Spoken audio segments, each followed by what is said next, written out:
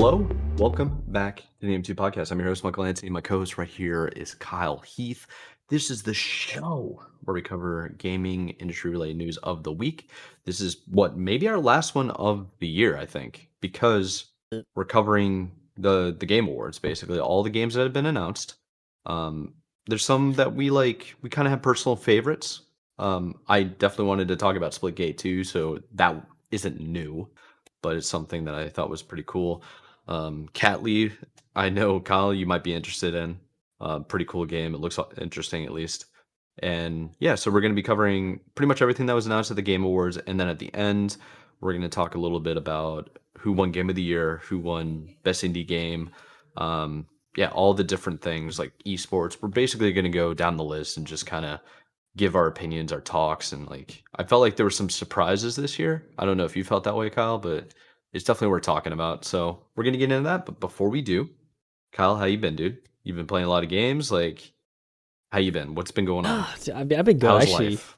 yeah, I honestly didn't play a lot of games this week, really, because I had a work kind of Christmas party thing getaway. So I was doing that most of the weekend. So I really didn't get a chance to play over the weekend. However, did get some game time in between that. I got to play some Baldur's Gate 3, continue one of my campaigns there. Cool. Pretty good. Very nice. I think I'm getting pretty close to Act 2. Another thing. So we're getting there. We're chugging along. I think we've logged like 19 hours so far, which is kind of crazy. Jeez, dude. Yeah, that's just Act 1, and there's 3 acts, so you could probably do the math about how much longer that'll be. But yeah, dude, no, it's been fun. Kind of doing that. I still have to get that time in. Outside of that, the only thing I played was I checked out Fortnite Ballistic, which is the tactical shooter mode within Fortnite. How was it? It wasn't bad, like gameplay wise. I don't think it was bad. I will say it was somewhat difficult to actually get like full lobbies, because I played like maybe 4 or 5 matches. I don't know, at least 3 of them, it was like, I almost like quit out of them because like there was just like imbalanced teams, or there was one that was like, it's like 2 people, and then the other's like 6 or like 5, and you're like, and it just doesn't add It's people. And so it's like there's just no point in playing. That happened to me a few times. So you just got to call it at that point. Yeah, I feel like they need to add some sort of like, I don't know, validation or something in there to make it so that, there's consequences for leaving, which I get. There's probably no reason to do that at the moment, but yeah, it just kind of sucked because it was like, I enjoyed the gameplay, but it's like those games, it was like, I had to like quit out and try and find a new match. And it's brutal. Yeah, it's not fun for a tactical shooter like that, so that was unfortunate, but I don't know, for the little bit I played, I was impressed for kind of what you're able to do and like that Fortnite engine and kind of how it plays and how like bullet spread and everything. It's like, it's weird seeing that kind of stuff in a game like that, but honestly, it wasn't bad. That sounds pretty interesting. It's good that it wasn't bad. I was curious because I saw it and it immediately made me want to go re-download Fortnite to give it a shot. Yeah. I know like Fortnite OG is back and they're trying to bring people back. I don't know. I mean, I know a lot of people that quit playing Fortnite because they went to like builds and stuff like that, and the meta change and all this other types of things. But Fortnite is more popular than it's ever been. So I'm curious why they brought it back and went back to OG. Yeah. I mean, cool. Just briefly on the OG stuff, I think I think OG did come back. It did come back before, like probably a year ago, and it and it did pretty well, I think, for the most part. Like, or it, obviously it wasn't like the chapter 1, season 1 kind of thing. It's bringing back kind of the older map and stuff like that, and people were pretty receptive to it at the time. I think now though, from like the streams I've been seeing, like I haven't really played just because from like the streams I've been seeing of like friends that have been playing it. It's like, it's kind of just especially with the build, it's just like, it's kind of what I suspected would happen. It's like you have all the really good builders and people who just never got off the game, and so you get these lobbies, and it's just like, it's like you're playing it. And don't get me wrong, like double pump and all that, really cool that's back, but it's just like, oh, that's a good point. Yeah, I didn't think about that. It definitely is a total sweat fest. I don't know. I definitely still think I'll get in. I'll probably get a few games in at some point just to be like, hey, at least, it was just to get that nostalgia hit. And then I'll probably, end up, quitting out. But I don't know. It's cool to see. I think the idea of just bringing back that kind of OG map, OG guns and everything, I like the idea of that. So it's definitely something I want to at least like dip my toe in just to get that nostalgia bump, and then it's pretty sick. there. So yeah, I don't know, but Dude, games wise, that was really all I played. It's really just those two things. I don't think I touched anything else. I want to get around to Indiana Jones. I'm definitely gonna be doing that during the break that we have. Same. Actually, That's on same. my Yeah. list. So, yeah, dude, especially it's gonna be nice. I think to get kind of this time off and just chill out and play some games. So, Dude. Yeah, I think we both need it too. yeah, yeah, We talked definitely. briefly. It's like we're stressing. Yeah, I think Just gotta chill. both of us are ready Yeah. for some downtime for sure. So I know I am. Yeah. So it's 100%, man. down to chill around the holidays. But yeah, dude. What about you, Mike? Did you play anything this week? What you get into? Nothing, anything really new. I guess. I mean, I've been playing a whole buttload of Marvel Rivals. Oh, there you So go. like, what I've been doing is, in terms of COD, I can't play COD ranked by myself anymore. I will go insane.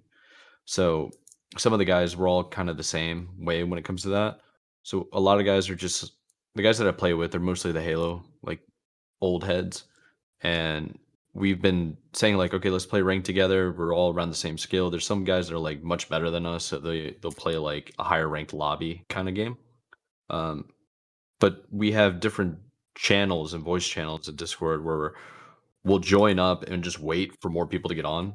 Yeah. So in that period of waiting, it's like I'll join the Discord channel and then I'll go play Marvel Rivals because I used to play Overwatch all the time. It doesn't bother me to play ranked Overwatch or ranked um, Marvel Rivals by myself. I'm totally okay with doing that. I will fill whatever role is necessary to keep the games like balanced. It's like Oh, I'm pretty gotcha. Yeah. damn good at healer, but I can also play DPS. Right. You know, Yeah. I think the only thing I can't comfortably play is tanks. Yeah. That's like really difficult for me. It's like a mental block. I'm not used like you're relying on your healers pretty much the whole time. Yeah. I mean, that's the thing. Yeah, Um, you need good healing. I think to play good tank. But exactly, and I'm not ready for that.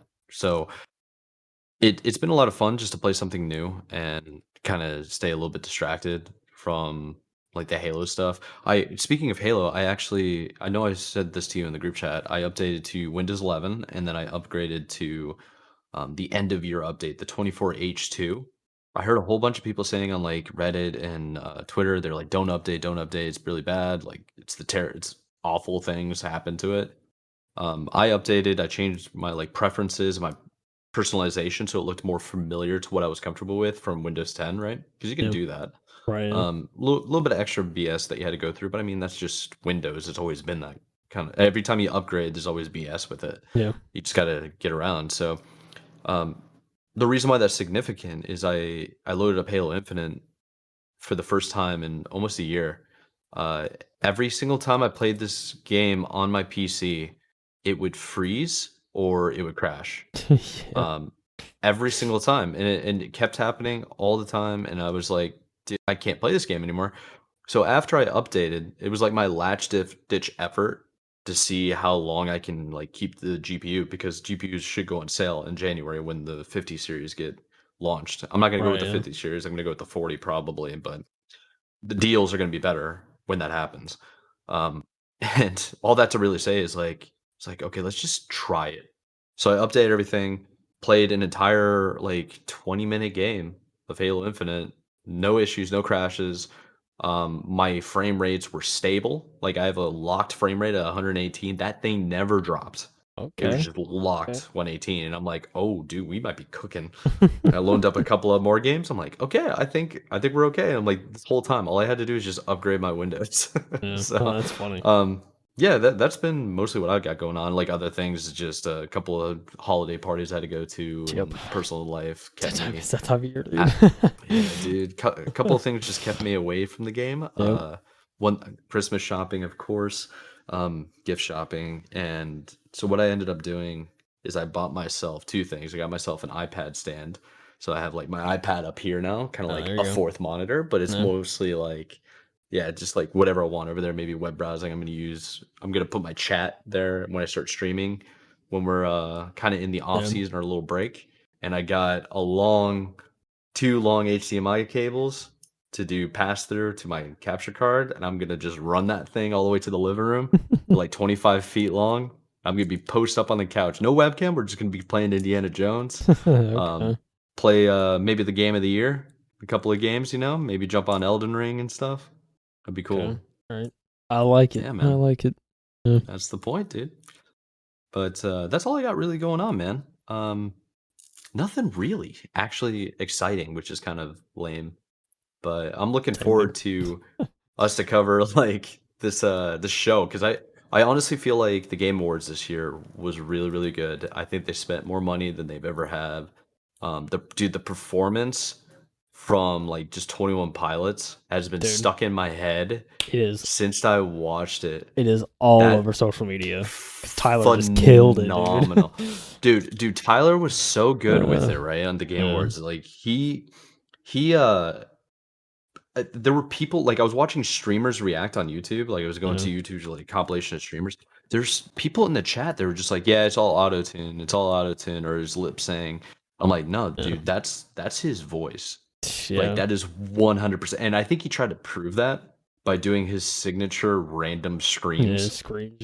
Yeah. Dude, look. Dude. I mean, if you hear kind of later on when he's singing, like you can hear the imperfections as it gets kind of softer in his singing, and so it's like, Oh I don't yeah. know, man. It sounds pretty. It's people haven't been to a 21 Pilot show, and it shows. No, no, no, Like no, no. it's, Yeah, dude. they're I've seen, missing out, man. dude. I've They're seen him missing out, live 4 or 5 times, dude. It's dude. he's legit. I'm It's just saying. Like, Dude, I just love his progression. Like we can totally nerd out and make this entire like yeah, 2 hour episode about 21 Pilots alone. yeah, But I think his voice and his songwriting has matured so drastically. yeah, Because like early on, he never really wanted to sing. It was mostly him just like rapping. yeah. And then it's Exactly. been Yeah, progressively like getting more and more. And it's like I heard the line, I'm like, bro. And you find the story behind it. It's like written about his grandma that he was in the room with when she passed. And it's like, yeah. bro, Dude. Yeah. like that Talks is about deep stuff, man. that's super deep. And I'm like, I'm over here just like, dude, I get it. Like the 21 Pilots fan base is almost a cult. They're like Very much so. Yeah. they're Yeah. way into it. And it's like I want to be a part of it. That's how awesome that band Yeah. is. Dude, yeah. It's dude. Welcome Yeah. me, please. Dude, yeah, it's good, man. Like, yeah, we won't speak too much on it, but I totally agree. Like, if you go to like a lot of 21 Pilots, like earlier stuff before they were signed to a label Oh and yeah. everything, Hmm. he was like, Tyler was very much kind of like when he would do singing stuff, he would kind of like just auto tune it and drastically alter it because he was kind of Yeah. insecure about it. But then as he wrote more albums and kind of like learned his own, it's now he's gotten to a point where it's like, it's all him. So, Oh yeah, dude. yeah, It's the really cool growth to is see. crazy. Yeah. Um, Yeah. yeah, You know, dude. real quick, and then we'll jump into it for the Game Awards, and we're going to talk about everything announced. Little 21 Pilots insider lore. Do you know why he like paints his neck and his hands? Yeah, I mean, I think it was around like the blurry face character, but it was also like kind of on stage. That's where he's the most like, insecure. I Yeah, guess I don't know. yeah. Um, It's where he's like most insecure, and it's the things that he can see. mm, So he gets stage fright, right? So when he sees his hands, it being painted and yeah, not looking like his hands makes him feel like he's not. It's not really him up on stage. yeah, They're not watching him. That's why it was like I'm blurry face, and I'm like, dude, yeah. that. And he kept doing that, so I saw a whole bunch of like streamers that are just like, why? What is on his neck? And I'm like, oh, they don't know. They They don't know just the don't. They lore. don't understand, dude. They don't. They don't Dude, yeah, understand, and it's crazy, man. Like I think like it was so cool too because later on in tours where he would like start the show, he actually wouldn't paint. Like I think he had his neck painted, oh but he yeah, didn't have his hands painted. And so like it was a bit in the show where like halfway through when he started getting to the older stuff, he would actually like yeah, whip out the paint and start painting his hands on the stage, and it was like he's getting into character. It's really cool. So that's so sick, there's dude. so much It's lore, so man. sick. It's dude. They went They're all out. performers, man. Right now, It's they just are, two man. guys, Yeah, just it's two just 2 guys. guys. Yeah, they introduced like more people. I think on previous tours, but I think they've even cut back that for newer tours. Like they're just kind of going Yeah, back to just them. Yeah, it's crazy, man. It's yeah. it's It's really so cool to see them like just hanging out too in their videos yeah. because they seem like they just genuinely like each other, Oh yeah, which is sure. just it's cool to see as a Dude, yeah, fan. man. Yeah, dude. The last album they All did a right. music video for every song, and I suggest people go watch them. Yeah, It's really honestly, cool. because they mean a lot. So if you're into like sad boy music, Yeah. go watch it. Dude, their last album though, Basically, dude. I mean, it's yeah. still some sad boy, but it's less. I think I don't know. It's Oh good, yeah, man. it's a little bit more hype. It's Yeah, just good, but man. hey, It's just good. so what we're gonna do here is we're gonna go through the actual Game Awards. Kyle over here has timestamps for pretty much the entire video. We're gonna go through the ones that were mostly like two things. We're gonna go through the games that were announced for the first time. So we're gonna talk about that. And then we're also gonna talk about other games in general we want to mention. There are some that you're probably going to be like, wait, why didn't they talk about Indiana Jones? It's like that just launched. The hype's kind of gone away a little bit by the time this gets out, and I don't know, Kyle. Like we've covered Indiana Jones so much so far. Yeah, I we feel have. like Fortnite too. Like we're gonna mention a little bit about the ballistic, but I mean, look, yeah, we've talked about Game Awards. There's a lot of ads and a lot of promo trailers for games that are already out just because they have to pay the bills. yeah, So it's one of the ways they do it. 100%. Yeah. Like free to play games, you're gonna get a whole bunch of those during the Game Awards because Yeah. they're like, hey, don't be too excited about the ones that haven't launched yet. We still exist. Yeah. But like the Yep. big ones we're going to talk about. We're going to talk about Elden Ring's DLC. We're going to talk about Final Fantasy coming to PC, Witcher as well. Like definitely going to mention that. Yeah. But yeah, let's get into it, Kyle. What do you got for us to start off? I mean, we got Ninja Gaiden Ragebound. That's kind of the first. This was the pre-show, right? So kind of the next probably like 5 or 6 we mentioned were pre-show. So yeah, dude. I know there's kind of some details, some more info on this. I mean, it looks really good, but I don't know if you have something to talk about, Mike. Yeah. So we also have like a IGN compatible article that we're going to go through. Links are in the description, by the way, if you want to check this all out. But basically, Ninja Gaiden is returning as a side scroller called Ninja Gaiden Ragebound. It is going to be returning in summer 2025 as a 2D side scroller. Kind of interesting. It's also instead of Ryu Hayabusa, players will take on the role of Kenji Mozu and face off against a demonic army. So, did you watch most of the pre-show at all? Yeah. I think I mean, so like, I was so annoyed that I couldn't watch it live because I heard it was really good. So when I was going back to rewatch it, a lot of the trailers I didn't find, like a lot of the games where I just didn't look appealing to me, I kind of just skimmed through. But I tried to, I made sure to go from start to finish and at least see everything. So yeah, maybe a little hazy my recollection, but because unfortunately I just didn't get to catch it live. But yeah, dude, I mean, it's Ninja Gaiden. It looks clean. So yeah, it looks clean. Yeah, it does look good. I mean, so I'll say that. But yeah, that was really the first game. I'm gonna skip ahead here because I want to talk about One Move Away. This is the next game they showed, and it's a very kind of indie sort of like moving simulator type of game. But I think and I playing Moving Out recently this year and kind of playing like a funny like kind of moving game. Then you see something like this, which is very kind of a practical. You're loading a car and it's like spatial management and trying to pack everything into a car. So it's kind of cool, like see the physics and stuff like that play out. But it's literally somebody just packing a car and you have to strategically put everything in, and it's just really funny. So funny, man. I just think the art design looks great. It looks, like something I'd play. So I just think that's a cool one to actually show. Just it's literally people living out their lives and they turn it into a game. It's kind of like jobs that are now becoming video games. I'm thinking of like the PC builder games, PC building simulator, the power washing simulator. Yeah. Trucking simulator. Exactly. Dude, the trucking simulator looks sick. I have yet to play it. Only because I don't have like the whole rig, but when every time I see people like live streaming on TikTok with the big sticks, oh yeah, I'm like, yeah, I gotta check it out. I just stay there for like 5 minutes, like exactly, dude. I feel like such a country dude every time I see it. Look at this 18 wheeler, yeah. Yeah. Oh man, so this was actually the pre-show, and it's kind of surprising to me considering, I mean, it's Slay the Spire, the sequel, which I was like, okay, I mean, Slay the Spire, I felt like was, pretty garnered a pretty wide audience. So the fact that the pre-show was kind of surprising to me, but hey man, Slay the Spire. Yeah, so Slay the Spire 2 actually is a sequel here. It gets an official gameplay trailer, which is pretty sick. For those of you that are watching on video, you can see it right now. But the much anticipated Slay the Spire 2 has received a brand new gameplay trailer and a confirmation it is still on track to release into early access in 2025. Kind of cool to see. They're on track despite all the industry chaos that's been going on. So track, as they say. Mm-hmm. Yeah, well, let's see if we jump ahead. Dave the Diver in the Jungle. All the Dave the Diver fans, please stand up. You got a new expansion coming. Yeah, so this one's kind of interesting. So Dave the Diver in the Jungle is a new expansion coming in late 2025. So Dave the Diver is headed to the jungle in a brand new expansion set to arrive in late 2025. A quick trailer gives a glimpse of the adventure ahead for the favorite deep sea explorer, sushi restaurant manager. Kind of Dave an the interesting Diver. take. Yeah. I've always loved the art style Did of you Dave the ever Diver. did you ever play it? I've never played it. There's a lot of people that have though and love it. I know that. Yeah. So, it's an interesting art style. It's kind of that old kind of pixelated I was gonna kind say of it's like style. very digitized look. Yeah, Like, very much. but it's clean though. It's Yeah, one of those things where some people might think it's really retro, but then it's pretty solid like quality, I yeah, think. yeah. I mean, I think just kind of seeing that art form. It's you definitely don't see this often. So yeah, No, it you looks good. don't.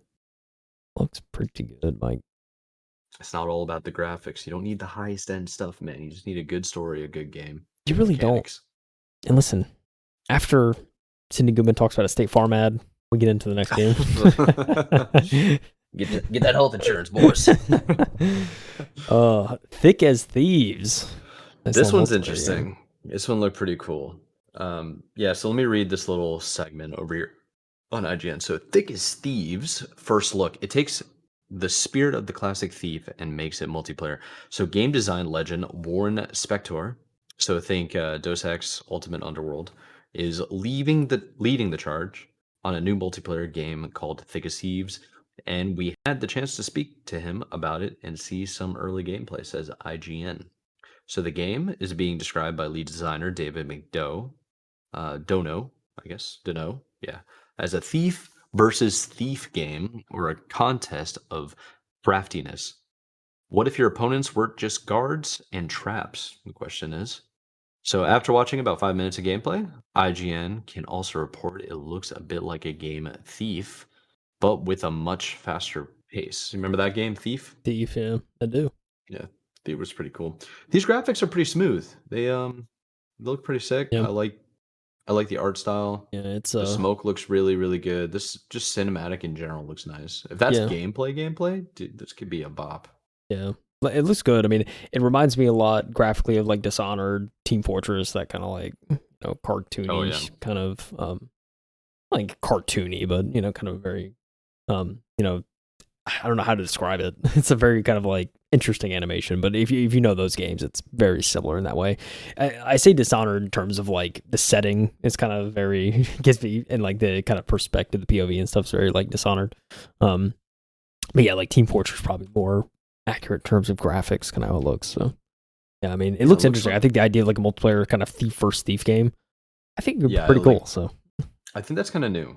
yeah, It'd be interesting to see. It's like not just all this, I don't know, hyper competitive shoot 'em kind of thing. It's like you have to be versatile. Every single one of the heroes, I guess, or villains, thieves, yeah, probably the actual term. They all seem to have different abilities, probably yeah, based on their name. So it could be really cool what happens here. yeah. Could be really cool. Yeah, there's a spider, a chameleon. You can just imagine kind of the different Yeah, tactics and like stuff. So they must be named after the actual animal, I guess, oh yeah, yeah. species Yeah, or there's got to be some sort of like chameleon. It's got to be some camouflage kind of thing. Spider, there's got yeah, to be some like sticky web kind of elusive. I don't yeah, know. So yeah, looks pretty good though, nonetheless. So yeah. I like it. Very yeah. cool.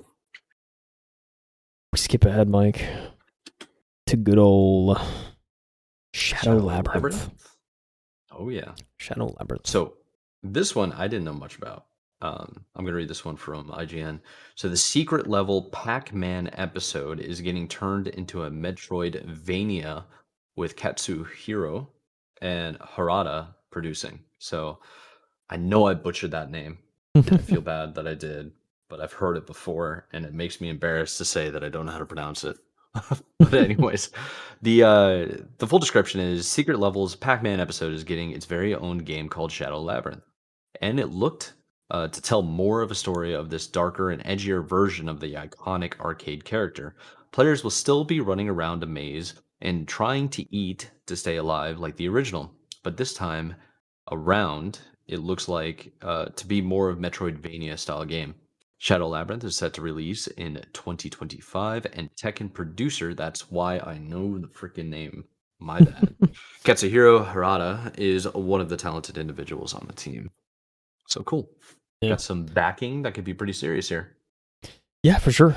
Yeah, it looks I mean, hey, there's one Metroidvania guy on this pod that loves these kind of games. That is Mr. Mad Mike. So, is anyone it appeals to? Yeah. Definitely something up your alley, I think. Graphically, it looks awesome. Looks very sick. Very, very cool. Very colorful, very kind of dark. I don't know, I like it. Looks pretty cool. I don't know if I'll play it. Maybe someday. Maybe if I feel like someday I'm just gonna hit a Metroidvania kick, and I'm just gonna be like, all right, here we go, we're in. But I could definitely see you doing that. If you're just like a rainy day, you got tired of playing like really intense games, and you just want to be chilling on the couch, that's when it happens. Loading up Shadow Labyrinth or Ori or something, dude. Yep. And then it's over. There you go. You're not playing a shooter for at least a month when that happens to you. It's over, dude. All right. So yeah, we there's a lot of in between. Kind of we skip ahead here on our side. There is, yeah. A lot of smaller games, a lot of stuff that didn't really catch our eye. So if we skip ahead a little bit, we got Rematch, I think is what title of this one is. And I don't know, I thought it was worth mentioning. I think it's because it's an interesting kind of take on a soccer game, I feel like. It's very that's not FIFA or Football Manager or anything like hyper realistic. Yeah, exactly. Yeah, it's not hyper realistic too, which I think kind of adds to it.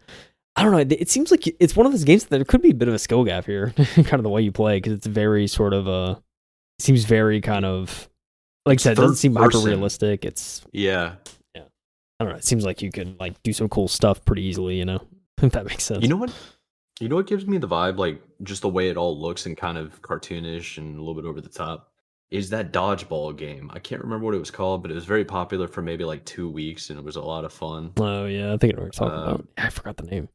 I can't remember it, but I could see this popping off and being a lot of fun. And with that's gonna like how FIFA isn't a thing anymore, it's like EA Football or whatever, FC or 2020 whatever. FC, yeah, it's maybe this could be an opportunity for an entirely new concept on the game of football. That dodgeball game's been desperate. Bug me now, dude. I know exactly what you're talking about. Let me see if I can find it really quick. Dodgeball video game. Let's see.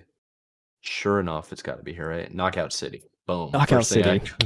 Bam. That's it. It was really fun, man. It was really, really cool. Yes, interesting game. The problem is just when your friends stop playing, it kind of kills it for you. Yeah. Yep. It's for sure. Yeah.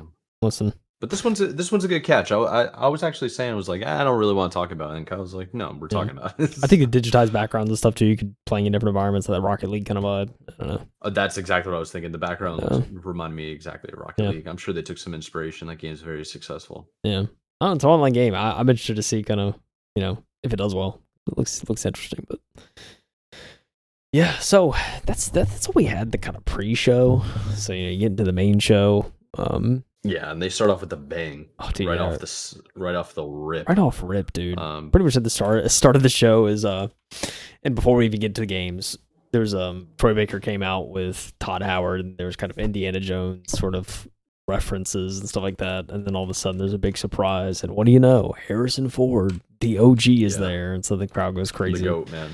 Standing ovation. So it's cool to see that they announced a game. I'm trying to think about what they announced. Let's skip ahead here. What do we got? Best performance they announced. Yeah. So it was rightfully deserved. Yeah. It was Hand to Tell, wasn't it? I think so. Yeah. It was Senua's Saga.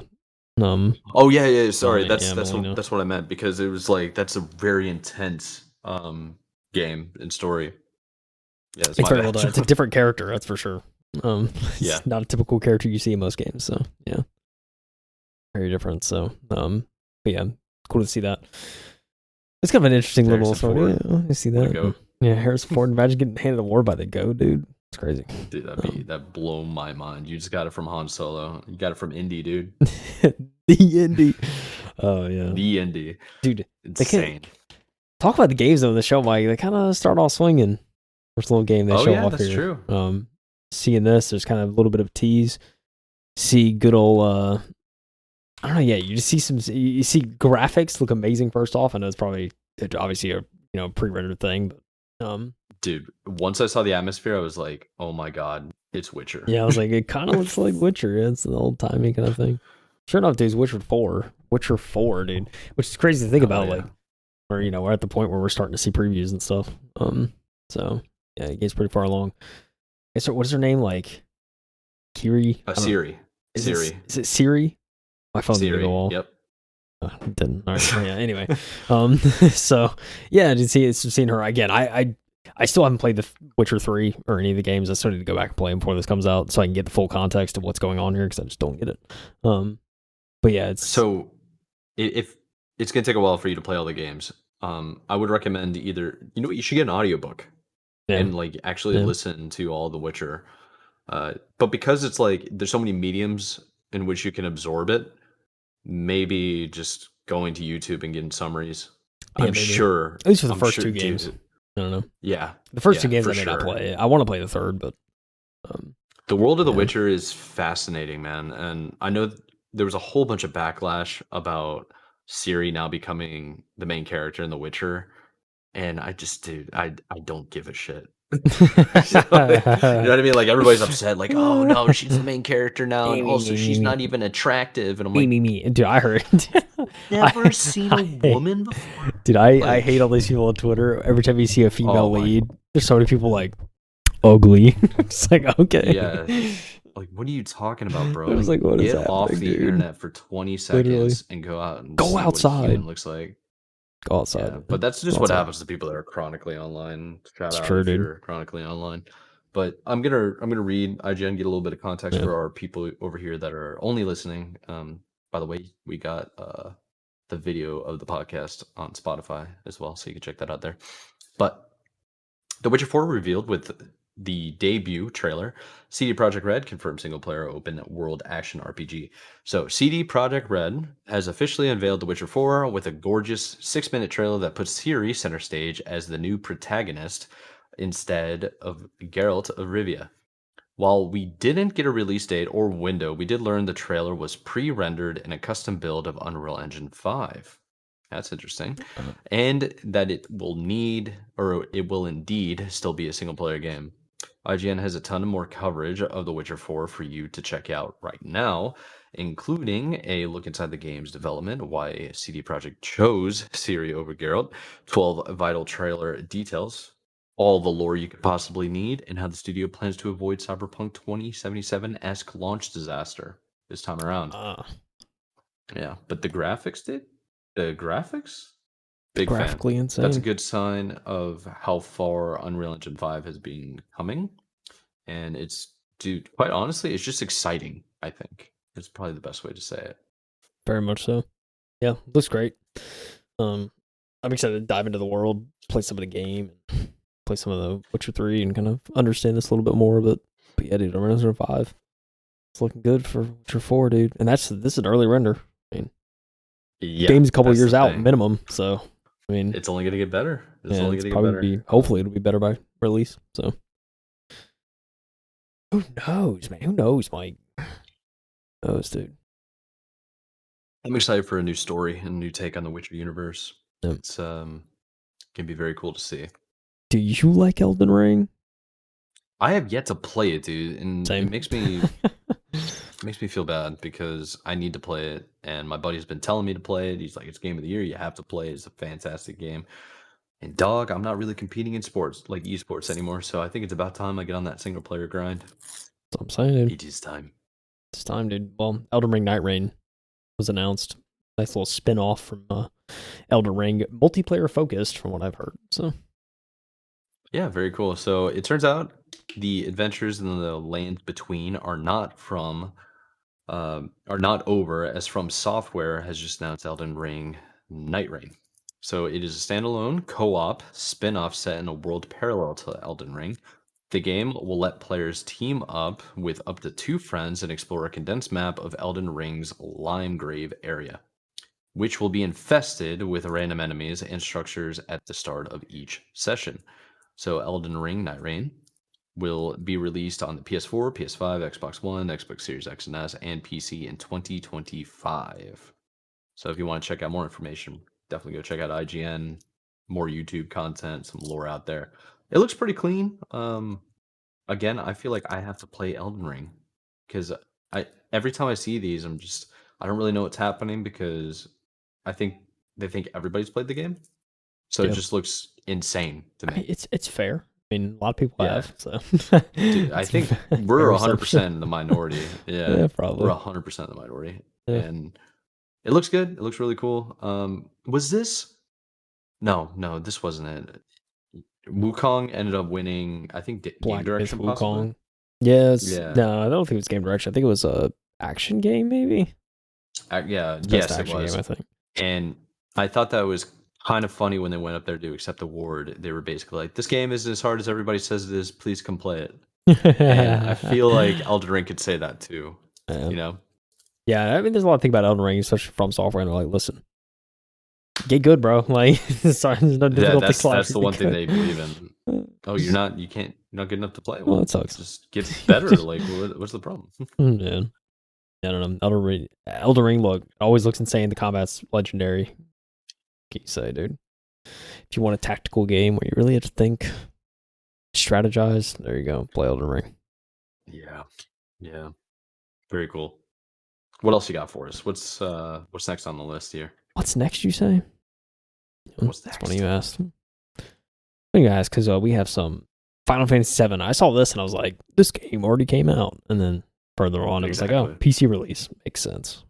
So Exactly. Yeah, we're gonna see a lot more of these. I mean, another one that I don't think is on our list to talk about, but Last of Us 2 is gotten a launch date to come to PC. yeah. But basically, what's been going on is the PlayStation titles are coming to PC at a later date. So Yep. for Final Fantasy VII Rebirth, it's been announced officially. It's coming to PC January 23rd. So get ready for that. That's 2025. So a handful of weeks now, basically like Yep. a month. Uh, so that'll end up being less than a year, okay, from its launch on PS5, which is a pretty big deal. The PC version will include numerous enhancements over its console counterpart and will obviously open the door to mods and more. So get a PC, boys. Gotta get a PC. To PC. Footage captured on PC, and then it talks about reviews in the trailer, and then there's little subtext. It's like reviews for the PS5 version. So it just gets PC version stinks. Look, it's not reflective. 100%. I'm still good. One thing to possibly mention, and I'm it's a little bit later. I'll bring it up later. Don't worry. There's another announcement that is about Final Fantasy and Tekken. So we'll come back to that in a bit. Yes. Very true. All right. Listen, we move on. Like Indiana Jones, but guess what? The game's out. We'll talk about that. This is what we're talking about now. Catly. I don't know, dude. There's a cat in this game. I play it. I don't know, man. But listen, there's cats. Dude, the graphics are pretty cool. They're pretty cool, man. It's cool, man. I mean, I wanted to talk about it mostly because it just looks nice. It's very interesting. It looks like there's a lot of personality. They're definitely exacerbating, I guess, is the word of the personalities on the cats. Yeah. It's like you got a young cat, you got an old cat, you got the lazy cat. You got the... Yeah. So it makes you wonder. It's like, what could this possibly be about? And then it shows a human that's being customizing it, creating customizing the entire thing. So it's basically if you're a big fan of cats, this might be a cool game to just mess around with. Huh. I felt like it was worth mentioning. Yeah. Graphically was cool. It's probably pre-render, but hey. Cats, man. What can I say? Cats. Path of Exile. Never played Path it. Looks of good, Exile but 2 got a trailer and is going to launch, but we covered that earlier in the year. Yeah, because they were adding some functionality to it. I think it was like everyone was requesting. So see that. Listen, dude, we move on. Ready for a mysterious game? Mysterious game, like for the creators of Ico and Shadow of the Colossus, the Last Guardian, dude. Dude, this is. I'm glad we added this one in because we could speculate on anything, but I don't know. It's like they combined, and they're like trying to take Shadow of the Colossus and also doing something with The Last Guardian. I never played Ico, so I don't really know what that is. Yeah, I didn't either. But this is like, it's nothing super groundbreaking, but because these stories and who made like Shadow of the Colossus and The Last Guardian, you know it's got to be important. Like they always seem to have a proper story to tell.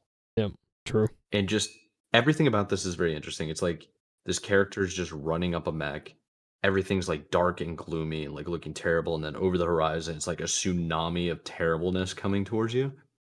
Is it a shockwave? Is it wind? Are we on like an interstellar type That's what I'm planet where the saying. That's where horizon's my mind the goes. ocean? It's Yeah, like, it could what's be. going on here? It's just so cool. And it's like all of a sudden the head pops off. It's like I thought you were gonna jump It's inside like the a mech and we're gonna it's like have a escape hatch. yeah. Oh It's yeah, wild. exactly. It reminded me of like the Iron Giant a little bit. Yeah, There are just so many different inspirations you can take from with it's this crazy. one. I mean, see the safety hatch. It's like you see the dust comes, and then the Yeah, man. 90% of the mech that's left behind just gets destroyed as the person flies away in the head. Yeah, It's wild. it's like what is going on?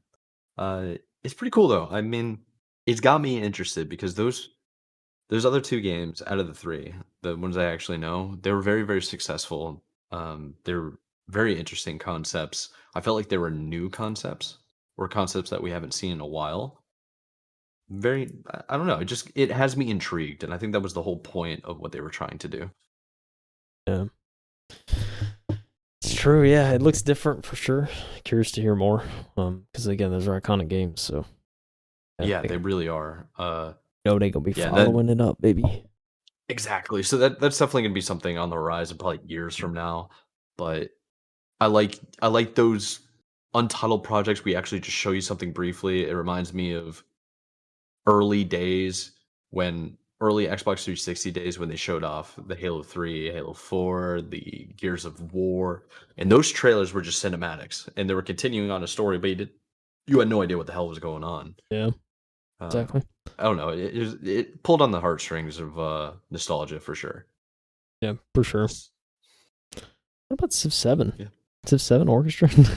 Like that? yeah, dude. The music was on fire Oh, the yeah. entire show. Very They're much, really, very really much good. so. It's very well done. But we must talk about Oh yeah, The hit Outer us with Worlds it. 2. This was seeing this the way they presented it. I thought was so funny, just seeing that kind of humor from the Yeah, studio that brought you, and then it lists out a bunch of sequels: Star Wars, Knights of the Old Republic 2. It's like yeah. it goes on talking about it just gets They're just trolling. Neverwinter Nights 2, and then it keeps going, and it gets to my favorite one. I don't know if it's this one or the next one, but it's like, yeah, Fallout 3, New Vegas. And it's like, what? It's like, because they actually did Yeah, they did the follow up to Fallout 3, even though it wasn't Fallout 3 2. it's But yeah, really cool. but yeah, just seeing the Outer World stuff.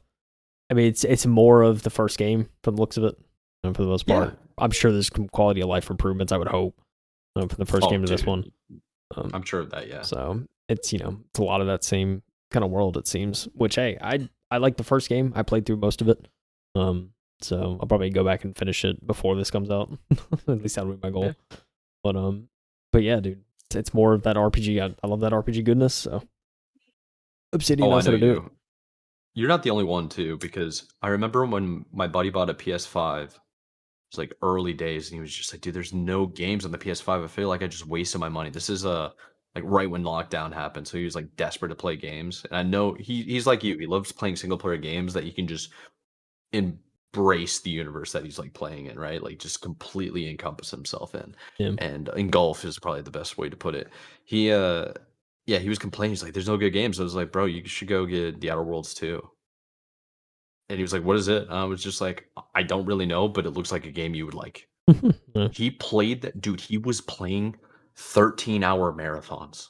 Of the Outer Like, Worlds, dude. no Crazy. joke. He was like, "All right, I'm done with work. 3 o'clock. I'm gonna get done at 4. Like 4 a.m. Yeah. A couple of times I woke up in the morning. He's like, "Dude, I can't sleep. I mean, like, I'm addicted." So it's cool to see. Yeah, the release date is coming out in 2025 Dude, for the sequel. It's gonna be on all modern hardware. Check it may out. I just say, big year for Obsidian. You're releasing Avowed Yes. and this same year. That's your goal. Yeah. Okay. Well, All that was right. supposed to be already out by now. Yeah, that's true too. Yeah. That But was delayed, but yeah, maybe it's for the best. Obsidian, I feel like they do pretty good, yeah. to be honest. Yeah, I don't think so. I They mean, do better I'm excited. than some of the big legendary names. Yeah, for sure. I mean, hey, listen. Was there anything that IGN had on this game at all, Mike? Is there any sort of Yeah, so it basically they did the whole thing where they were just like, oh, after a bit of a hiatus, and that's true, we haven't heard from Outer Worlds 2 in a while. Yeah. It is going to return, and it just basically shows brand new gameplay. We didn't get any information besides that, it seems. Yeah. Maybe they're just not Outer World fans. I don't know. Yeah, I mean, it has been a while since the announcement that this was coming out, so it's good to see gameplay and stuff. Sure. Yeah. So, hear more about that. But we must move on. Yes, this we do. dude, gotta say, Joseph Ferris, this is my guy right here, dude. Every time I see this man at Game Awards, dude, he's the ultimate character. Working for him must be insane. Like, work in the best way. Yeah, working for him must be crazy. But dude, yeah, it's if you don't match his energy, I wonder if he's just like, I don't get you. Yeah, right. Why are you here? Yeah, dude, he's quickly becoming a legend in the gaming space. And it's just always fun to see him and their studio, man. They always bring out these co-op Hazelight. They always bring out these co-op masterpieces, seemingly. And that's just their forte. Did you play It Takes Two? Yep, I played It Takes Two. I played the one before that, Way Out. Played both those. Way Out, yeah. I never played A Way Out, but it was really, really good. I really liked It Takes Two. I thought that was amazing. Yeah. I can only imagine how good this one's going to be. Hey, man, Game of the Year winner, It Takes Two. So yeah, it was very good. And I think and just and so there's a new game that they're releasing. It's called Split Fiction. It's a very interesting concept they talk about. I mean, I don't know if the article I'm sure mentions it, but essentially the concept is there's two writers. They're going to they're like, I don't know if it's movies they're creating or like a game or something like that, but they're going and they're writing. They write completely different genres, and so the idea is like they're playing out their stories. Yeah, like one's sci-fi, one's I think fantasy. Yeah, fantasy. Yeah, and so you see the two different worlds, and so like the game is they're playing their own stories, and so you kind of go between each environment throughout the game and kind of each world. It's an interesting concept. I don't know, dude. Graphically looks amazing. Cool. It looks like they really went all out. So, yeah, it looks really, really cool. I'm excited to play it. Like the first thing I did was I sent it to the person I played It Takes Two with. Yeah. Because him and I, we had such a good time. We're like, dude, this is actually like amazing. This is a good time. Yeah. And of course, Game of the Year. Of course, it's gonna be a good time. But I sent it to him and I was like, hey, this is from the creators of It Takes Two. He has yet to respond. I'm very disappointed. We played Marvel Rivals together. Probably should have brought it up. Like, Split Fiction looks pretty sick. There is an IGN like paragraph or so about it. But basically, it is a new adventure. This new adventure is once again a split-screen co-op title, but this time it starts two aspiring writers who wind up inside the same simulation of one of their stories. Each level will jump between a sci-fi world and a fantasy world, and the pair will need to figure out how to escape through the very worlds they created. So, Split Fiction will be released March 6th, which isn't far at all. That's like right around 4 the corner, months. dude. Yeah. So close. In 2025, you can check it out on the hands-on Split Fiction IGN like review and stuff like that. So, yeah, man, it's pretty cool. I like it a lot. Yeah, I can't wait. You said there's a level where you can play as a pig and then you turn into play as a hot dog, dude. Oh yeah, dude. Oh, dude, yeah. A couple of glizzies. It's really good. Dude, yeah, man. It just it looks amazing. And I love Hazelight. So I think I have trust that it's probably gonna be good. So it's gonna be a fire game. It's gonna be really, really good. And anybody that doesn't want to play it is gonna be missing out. I can tell like right away. Yeah. There's just so many different aspects of it because it's not, you can't say it's like it's set in a sci-fi universe because it's also set in a fantasy universe, and with fantasy it can be anything. With sci-fi it can be anything, and that's probably why this man's so excited. Yeah, for sure. I think the best part about this too, and he was very clear about this in the presentation, is like it's how they've always done it. Like if you want to play with somebody, you only need one copy of the game. You don't have to buy two. So like one person gets it, you just can immediately share it essentially with someone else. Yeah. Which I think is awesome. It's like they don't force you to buy two copies. So I mean, I give them credit there too. That's the right way to do it. Yeah. That's super awesome. But dude, his shirt too, like I want that shirt. So sick. I want that shirt, man. I thought it was like a short sleeve shirt, like how I have on, where it's just kind of like ridiculous but short sleeve. I gotta buy one of those and wear it on the pod for sure. Oh, Joseph Ferris, you goat, releasing these games, crazy. Yeah, I'm excited for this one. This is like one of the ones I'm probably most excited about. Yeah, that's definitely on my top list for sure. There are a couple other ones where I was just like, yo, I'm gonna hear about this, but that was a pleasant surprise because I knew nothing about Split Fiction whatsoever, and then Yeah, came there, I was yeah, immediately and like, I knew for a fact I'm playing that game. yeah. Because like You know? it'd been a while since Hazelight had really said anything because they've been quiet the past couple of years. So I was like wondering. I was like, I felt like it was kind of due, like we were due for something new. And so sure enough, when they announced it here, it's like, Yeah. oh, by the way, 3 months away, which is rare nowadays. When you announce something at a show, and it's like, oh, 3 months later, it's in your hands. So yeah, dude, I'm just excited. Gives you something to do in the spring. I'm looking forward to it. So 100%, dude. I'm excited. All right. All right. So, What like, else do you got for us? I believe a we got game called Intel ads. Fragpunk. Yeah, we got Intel ads. We got a Ads and Switch ad. Civilization. No, Fragpunk is the next game. We talked about this before. Yeah. I think we had read an article about it. It's cool to see another tactical shooter. At least I think it's a tactical shooter. It seems a little fast paced to be one, but it also has a lot of those elements. But just seeing kind of the different cards and how you could change up the game and have like weapon morph effects and wall run effects and like you can shrink your head and stuff like that. Like it adds variety to it. Yeah. Throw your gun on the ground and then all of a sudden it turns into a turret. It's just I don't know if it'll catch on, Yeah. but I do think it'll be an interesting play on that kind of universe. But yeah, it comes out March 6th. I mean, it's free to play too, so I mean, it's like, hey, maybe something worth checking out, especially if a lot of people are. Yeah, I think so. On, so gotta give it a Purdue the free to play model. Yeah.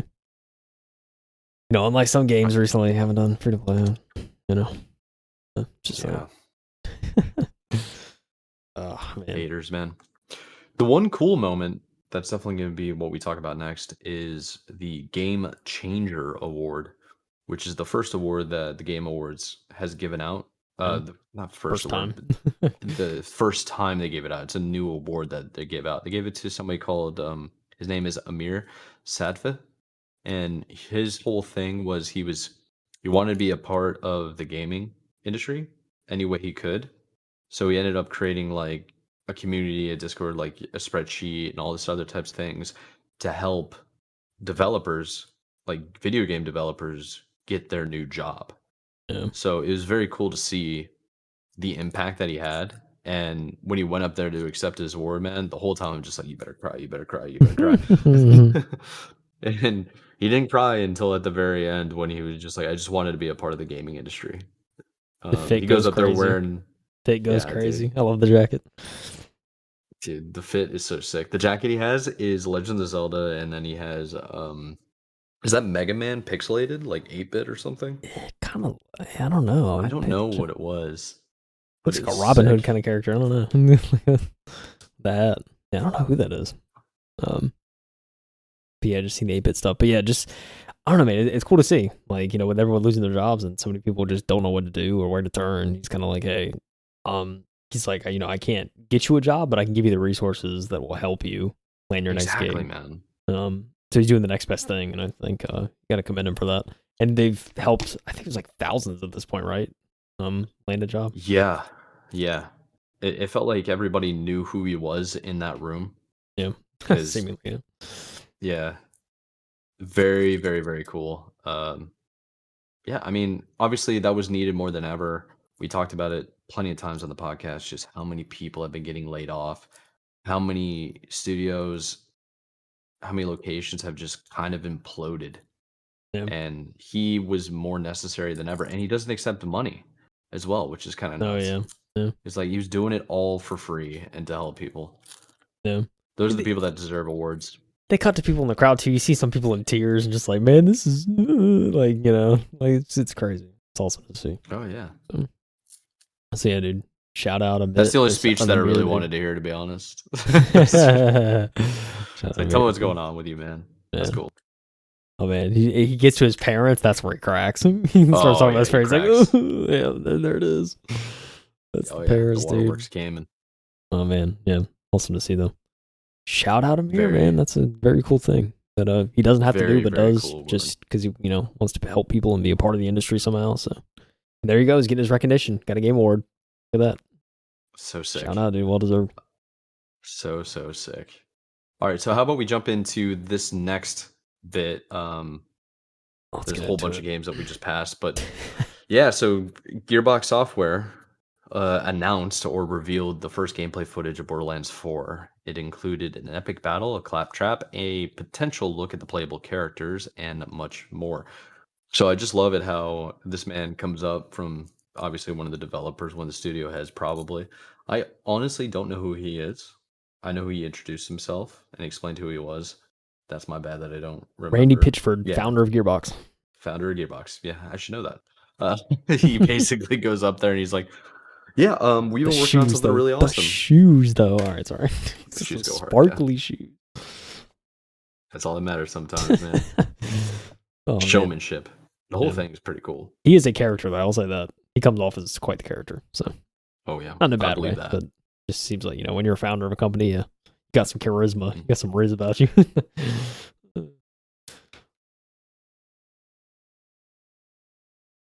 Very cool stuff. Yeah, but it's good to see him come out there. I don't really play Borderlands. I played it a couple of times, just gave it a shot. I think it was Borderlands 3 I was messing around. But for me, I didn't really know much about it. So for this trailer, I thought it was intriguing. I think the same thing you thought about like The Witcher. It looks really cool, but I gotta get a recap or something to figure out what's going on. Yeah, dude. Look, I've played all 3, I think. So so you got to be excited, right? Yeah, dude. I mean, I love the Borderlands universe. I think it's cool. It's a unique art style about it too. Always kind of the black outline sort of a thing. It looks like, I mean, it gets better obviously with every game, but this game does look like it's gotten a lot better. If you love loot and stuff, like it's the game for you. It's definitely a looter shooter. It's like it was one of the first like looter shooter kind of genres, I feel like, or kind of defining games in the genre. Dude, it's goofy, man. Like I think the biggest thing is like the enemies and stuff between the games are always over the top and funny, and there's a lot of humor in these games, and I think that's what makes them great. So to see Borderlands 4, it's something that's been in the works for a while, so kind of seeing some gameplay of it, kind of getting to meet some of the new villains. I don't know, man. I think definitely want to check it out. I think the biggest thing about these games though is that it's co-op, so you can just hop in with like 3 other people. That's and true. It's just fun to like go around, kill things, and see the cutscenes and the cheesy humor. It's right there. So yeah, I don't know. I'm excited to see kind of more about it. That's a good point. Yeah. Yeah, I think it's a good time, especially with people. So I'm excited. Yeah, it's very cool. I never really knew all that, to be honest. Yeah, but cool to hear. Dude, yeah. I mean, it's classic looter shooter with some humor. Like I said, you got 3 of your boys, Mike. I mean, hey, you could have fun. So yeah, true. So how about we since the trailer's playing right now, honestly, this is for those of you that are watching, you're probably like, what the heck is going on? This is Final Fantasy. Clive Rosfield is joining Tekken 8 this month. So Tekken 8 will it's a universe invaded by Final Fantasy and Clive Rosfield, as he was confirmed to be the final character that will be added to Tekken 8's Year 1 character pass. So there's a bit of a trailer. It looks so sick. Yeah, I mean, Tekken 8's super popular fighting game. Yeah, it's Tekken. Yeah. What else do you say? It's Tekken with a new character. Pretty much. If you're a Final Fantasy fan, you're gonna know. Yeah, I mean, hey, I don't play fighting games personally, except for Smash. That's the one exception. But just not me. But you know what is you, Mike? Oh my gosh. Oh snap! All right. The next one that we're probably gonna dive into is Splitgate 2.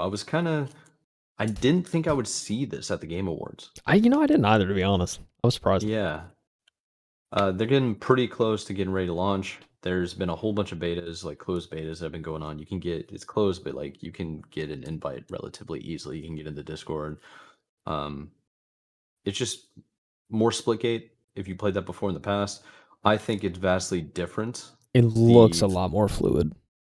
Yeah, it's more fluid. It's definitely, I mean, this is kind of cinematic, but the maps are what matter to me more than anything. Yeah. And I'm curious how they're going to combat, or like how they're going to be able to keep the current fan base that plays Splitgate, but also dumb it down a little bit for more people to play that may have never played Splitgate before. Because there's a lot of stuff online where, especially Twitter, people complain is like the portals need to be nerfed. I'm like, if you think the portals need to be nerfed now, you would have gotten smoked You gotta the first get split gate. good, bro.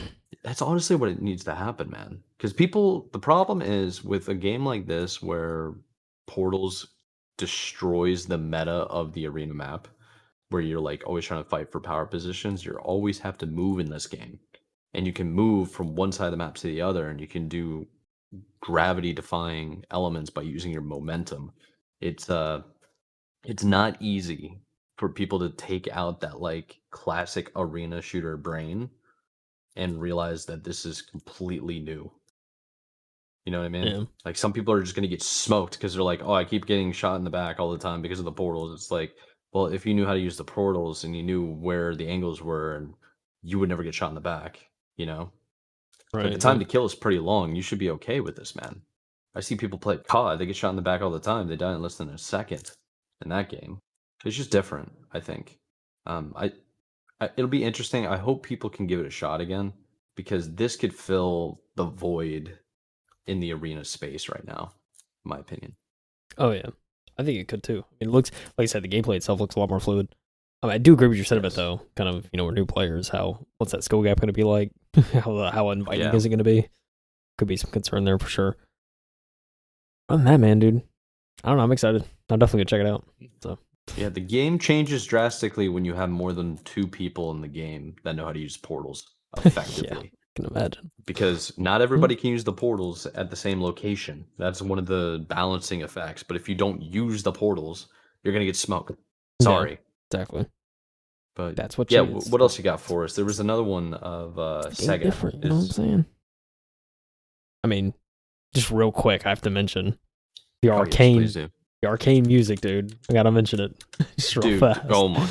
I mean, come on. It was all fire, man. Dude, everyone did well. Everyone everyone singing beautifully, and it's crazy. Even made Jeff Keighley get a little choked up afterwards. He was talking about it. He was like, he got to him a little bit because the emotion was in this performance. Was definitely there. Yeah, just go back, and I have to rewatch Arcane now. Yeah, I know. I never checked it out. I mean, I was never in the league, but I assume you probably don't even need to be in the league to really enjoy it. So you don't. No, you don't. I watched the first season. I was just, I don't know. At first, it wasn't really for me, but maybe I just didn't get it. Yeah, and now after watching the live performance, everybody's talking about it. I'm like, the emotion. I think I need to figure. Maybe need different lens. I got to figure it out. Yeah, we'll run it back. Run it back, dude. Yeah, no, very good. Great performers, but hey, there's only one person where I was like, a fan of this band for so many years. Oh my god. 21 Pilots is out there, dude. Come on. You got Tyler or Josh. It, man. Oh, come on, dude. Yeah, Tyler is a Oh man, he did well. Did I think he's gonna do bad? Of course not. Why would I think No, man. They came out and I was like, I don't think people are ready. Yeah, I don't. Clearly people weren't, dude. The internet has broken over this performance. Yeah, it was phenomenal, man. So good. The whole backing with orchestra too. It's crazy. Yeah, absolutely insane. But I love live performances with like some of my favorite bands with an orchestra. Dude, Bring Me the Horizon is one of them. Royal Albert Hall. Oh yeah. Ooh. Yeah, it's different, dude. Like when there's a whole orchestra, I don't know, dude. I'm at that point now. If I hear like a whole orchestra, especially by like a band or some songs that I know, it just like elevates it. And I'm just like, I'm adding that to like a chill playlist. Just like keeping that in there. I mean, I just feel like, look, I feel like I just have to, for the people, I got to play the audio of this. Just, you got to hear the scream of Tyler. It's so good. Because he gets right up to the camera. And he just lets it out.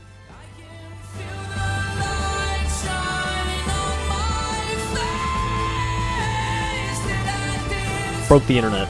Destroyed it. Yeah, and then he just gets all soft. Just come on. It's just the drums so good. Josh killed it. The orchestra and then piano at the end. I love Josh Dunn because he doesn't need to do too much. Yeah.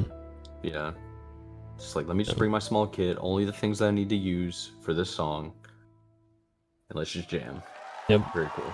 Crowd goes crazy, and then you hear to Jeff. I just gotta stay on Jeff for a second. Look at this man's face.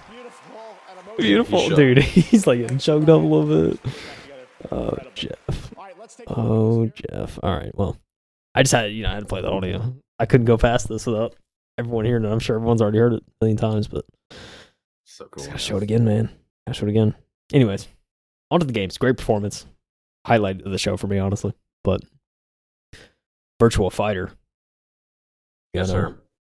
Got a little thing to talk about Hit there. us with it. So you're showing it right now, right?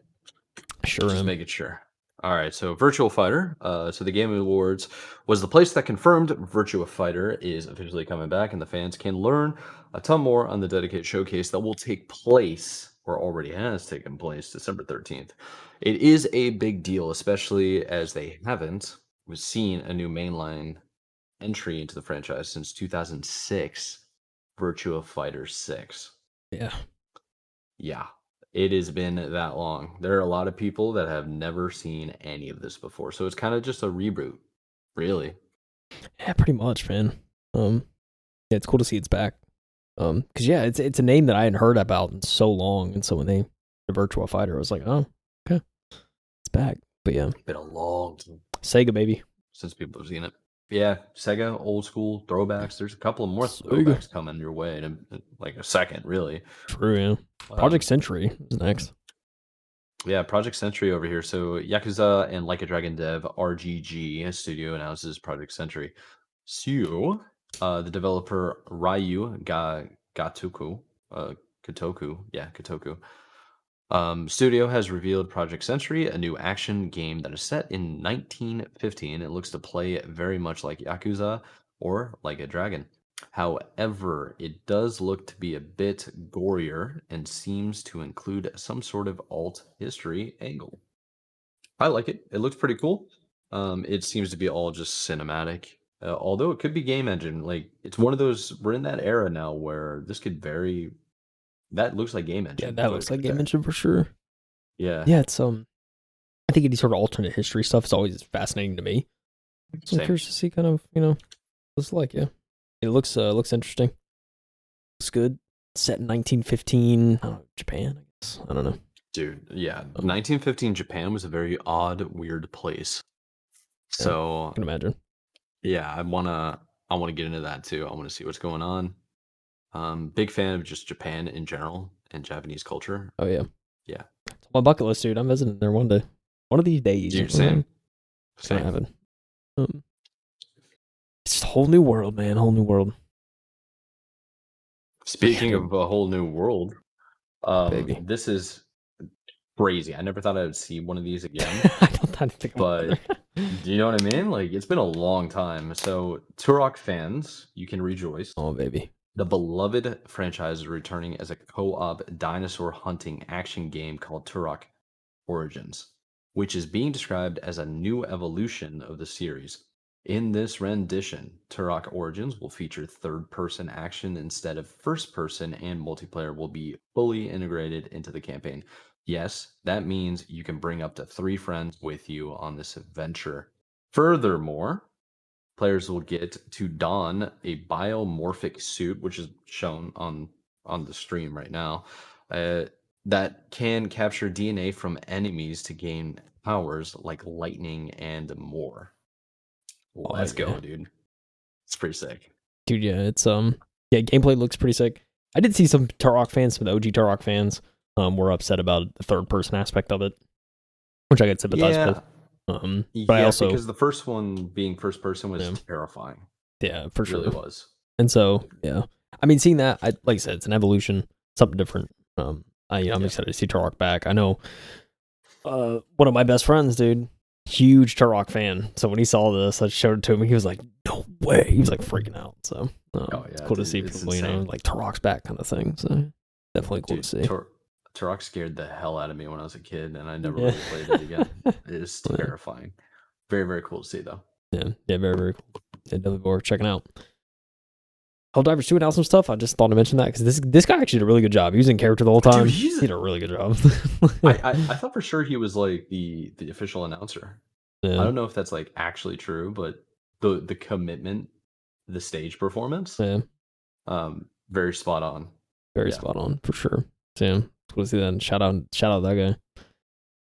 But we continue on. Yeah, it looks really cool. Helldivers 2 makes me want to get back Helldivers on 2, it. man. Yeah, I got some friends. We were all playing it together. Now they're all playing like Balatro or something and disappearing into the night. Playing single player games. We got to get back on multi.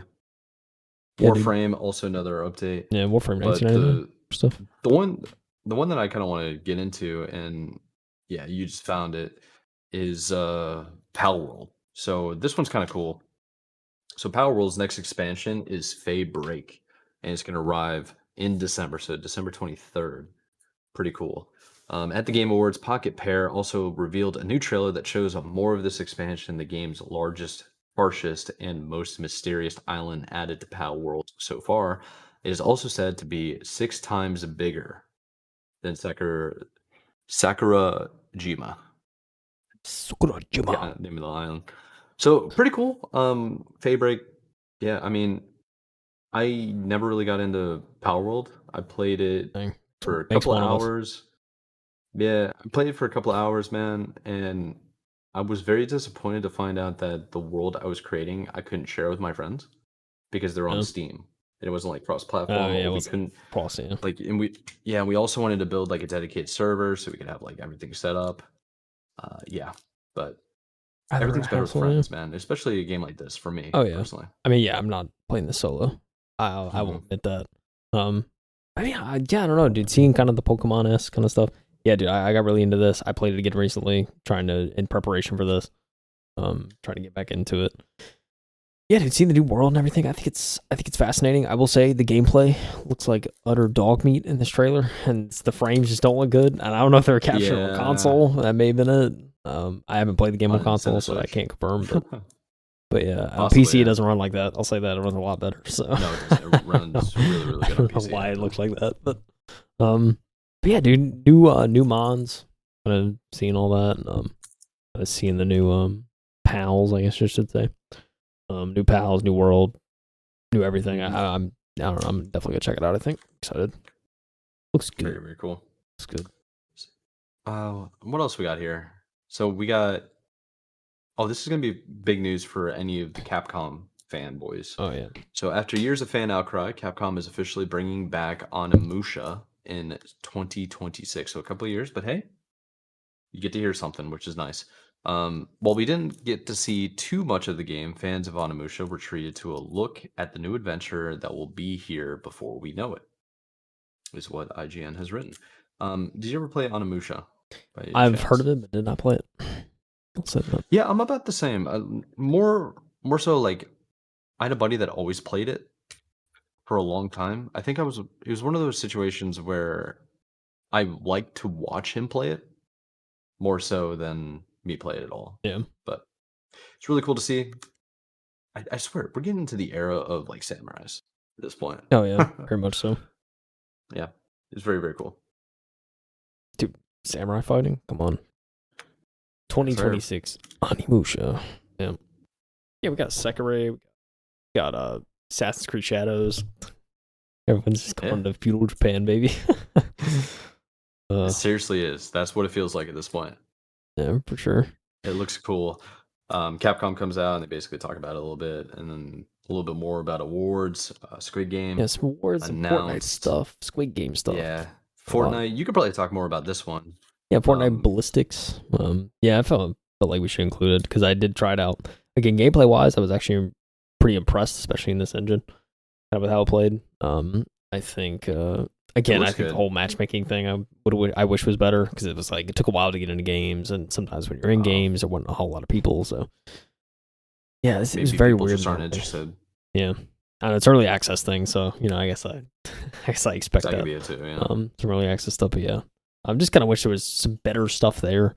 But I mean, it's fundamentally, I think I was impressed with kind of how, again, in that engine, how it actually played. So I will say that.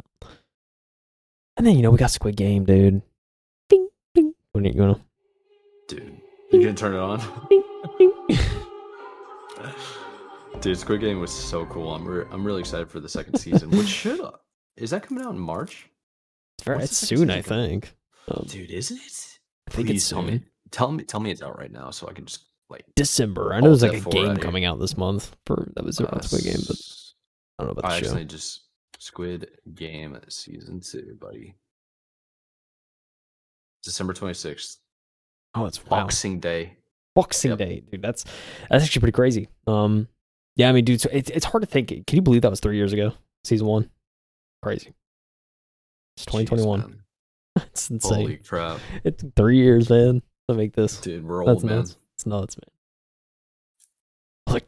Yeah, dude, I was mid 20s, dude. Now I'm entering my late 20s. It's crazy under. Bro, I don't even want to say how old I am. Oh man, it's wild. It's crazy it took this long to make. So it makes me wonder what's like. I hope it's good. It took this long to make. Oh yeah, man. I mean, the trailer itself looks pretty good. So, yeah, Squid Game Unleashed. It's a Netflix game, but then the show is season 2 is a week after that or so. Yeah, I love the concept just in general. It's very, very cool. Yeah, so playing a game, it looks sick. It's just gonna be exciting. Yeah. For sure. But Snoop Dogg comes out there and he starts talking Snoop about his Dogg, game man. that he's working on. Yeah, he's got a studio now. Cool. Mm-hmm. Yeah, dude, it's yeah, dude, it's awesome. I love Snoop, man. Snoop's the man. He really is. We move on. Yeah, is this We the got action? awards. I'm pretty sure, right? Yeah, Action I award. think this was best ongoing Best game. ongoing game. I was surprised who won this. Ongoing game. Helldivers 2, man. Yeah, dude. Shout out. Helldivers 2. It's awesome out of all that. I mean, you're competing against Destiny 2, Diablo 4, Final Fantasy, what is that? 14? Yeah, 14. And then Fortnite. Yeah. I figured Fortnite probably would have won. Yeah. Just because they hit new peaks. It's crazy. Yeah, we talked about Helldivers 2. We're like, oh, they had some issues, but it was kind of PlayStation's issues. It wasn't really their issue. Like, yeah, it was out of their control. So it's good to see that people didn't take that away from them. Yeah, you know? For sure. Yeah. For sure, dude. Let's move on. Yes, sir. Let's hit the next one. We have, to probably no one's surprised, to be honest, because kind of expected it, but Last of Us Part 2 remastered on PC. Which is, it's like you hear remastered, you're like, this game remastered? What do you mean? And then you realize we're approaching year 5. This game being out, it's like, oh. So it's actually been almost 5 years. So, which is, dude, what? Like, I just don't understand it, man. We are officially time flying. It's crazy. It's almost been 5, man. But yeah, I mean, at that point, it's so funny. I see all the memes too. Especially about the Naughty Dog games. It's like I've already predicted Naughty Dog's release cycle for the next up until 2030, and it's like this game remastered, this game on PC, this game. It's just like it's like the same game, just iterated on. I mean, that's what they're doing, man. So, yeah. Hey, Naughty Dog also showed off a different game a little bit later. I was gonna say, that's what I'm saying, man. Like we got a little, we finally got something new, so we'll get to that. Coming. We got some fire coming. Oh, before we move on to the next one, which is going to be Sonic, but what we're going to talk about now is how Last of Us Part 2 is headed to PC April 3rd. Yeah. Just wanted to get that out there. April 3rd, baby.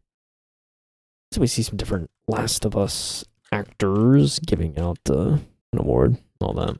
But we'll move on to the next kind of big. Yeah, we'll get to the awards at the end. Right now, we're just talking about the new games, I guess. Oh yeah, we got Sonic Racing Crossroads, Mike.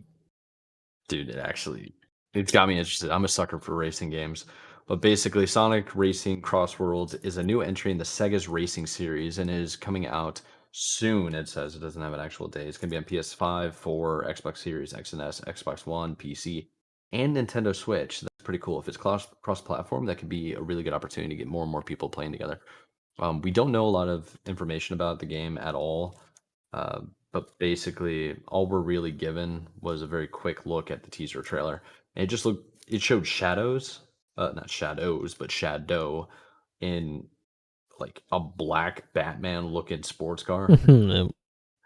It's looking car tough. Looks sick, man. Car looks sick. Yeah.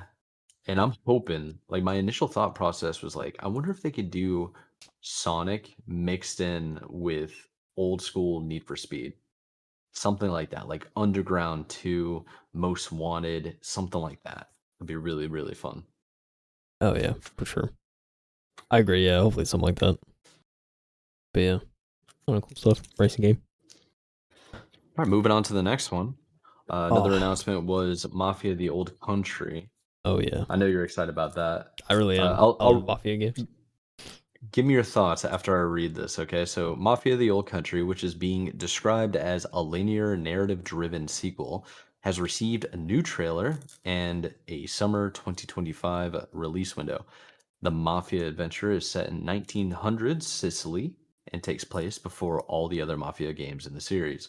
This story will focus on the origin of the Mafia itself and will cast players as Enzo, who survived a childhood of indentured labor.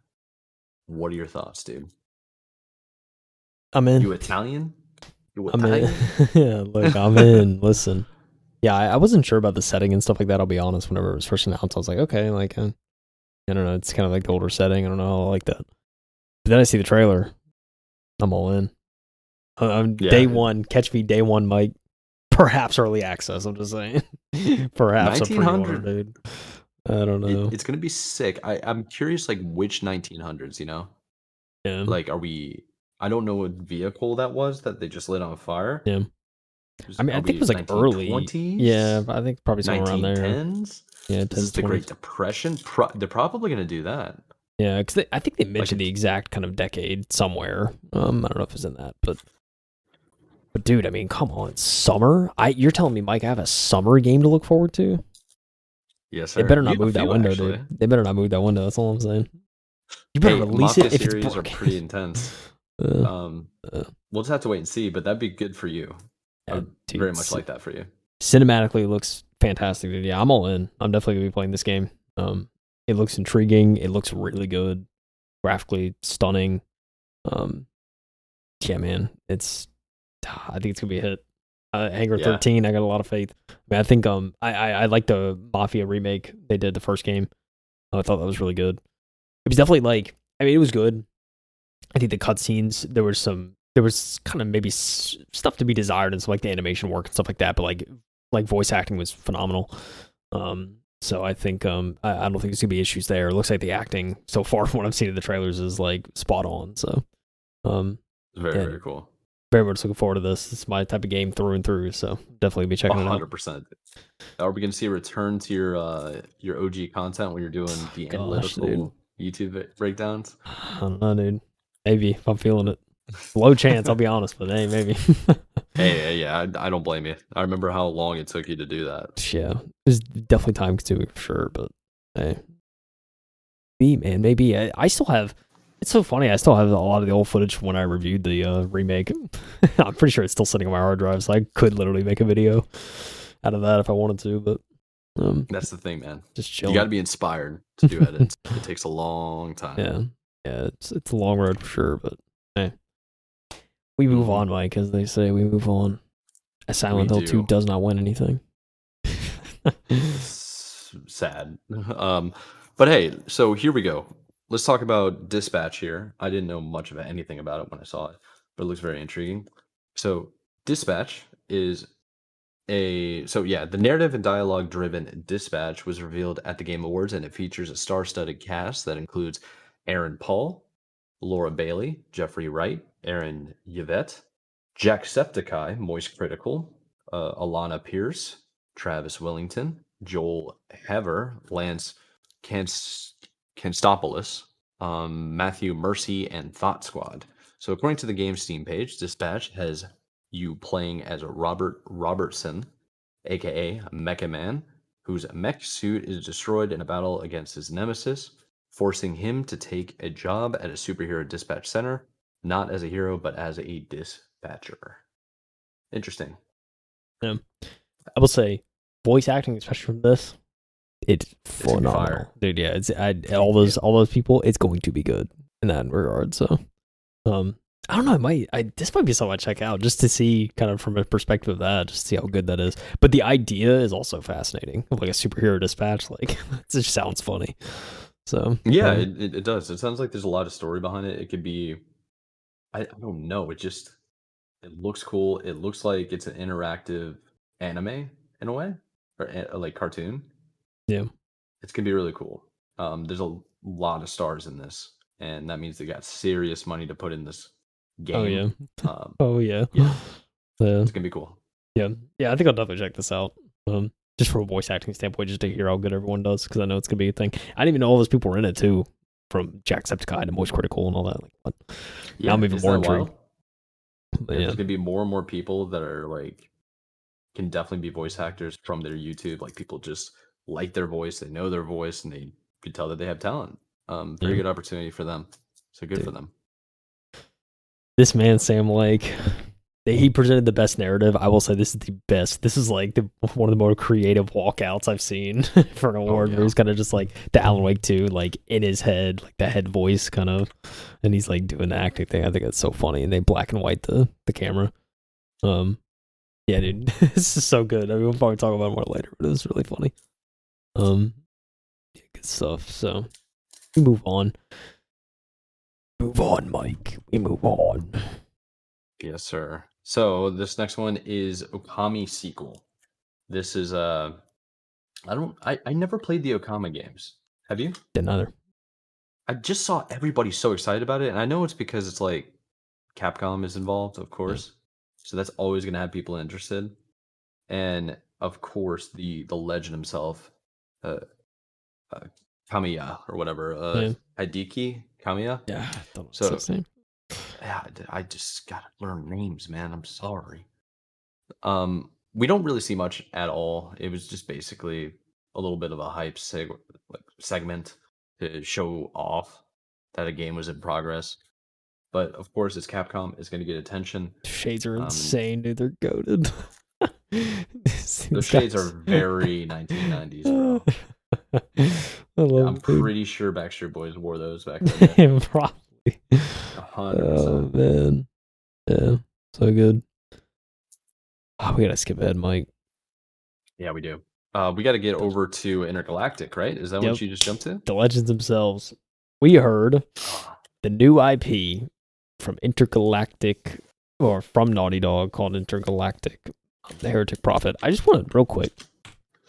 It's probably, I don't know. Actually, I probably shouldn't show the music. Could be some copyright material, but the music was, just know the music was very good because it's Hans Zimmer, I think, as well as I think it was a Trent Reznor.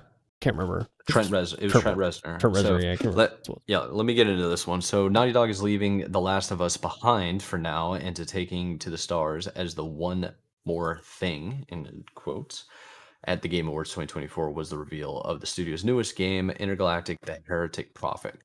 So this game, which is being directed by Neil Druckmann and features a new original score from Trent Reznor and Atticus Ross, is already being billed as the start of the franchise and has been in development since 2020. So this is 4 years in the works, and let me tell you, it looks sick.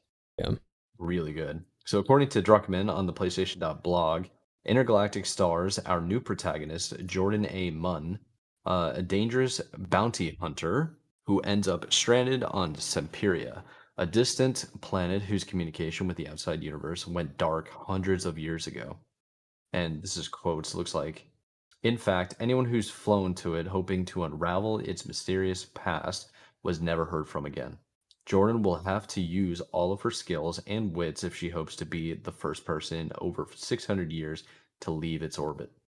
Teddy Gabriel will play Jordan, and she will be joined by a stellar cast, and that's in quotes, that looks to include such other performers as Kamai. Jeez, I can't even pronounce these words, bro.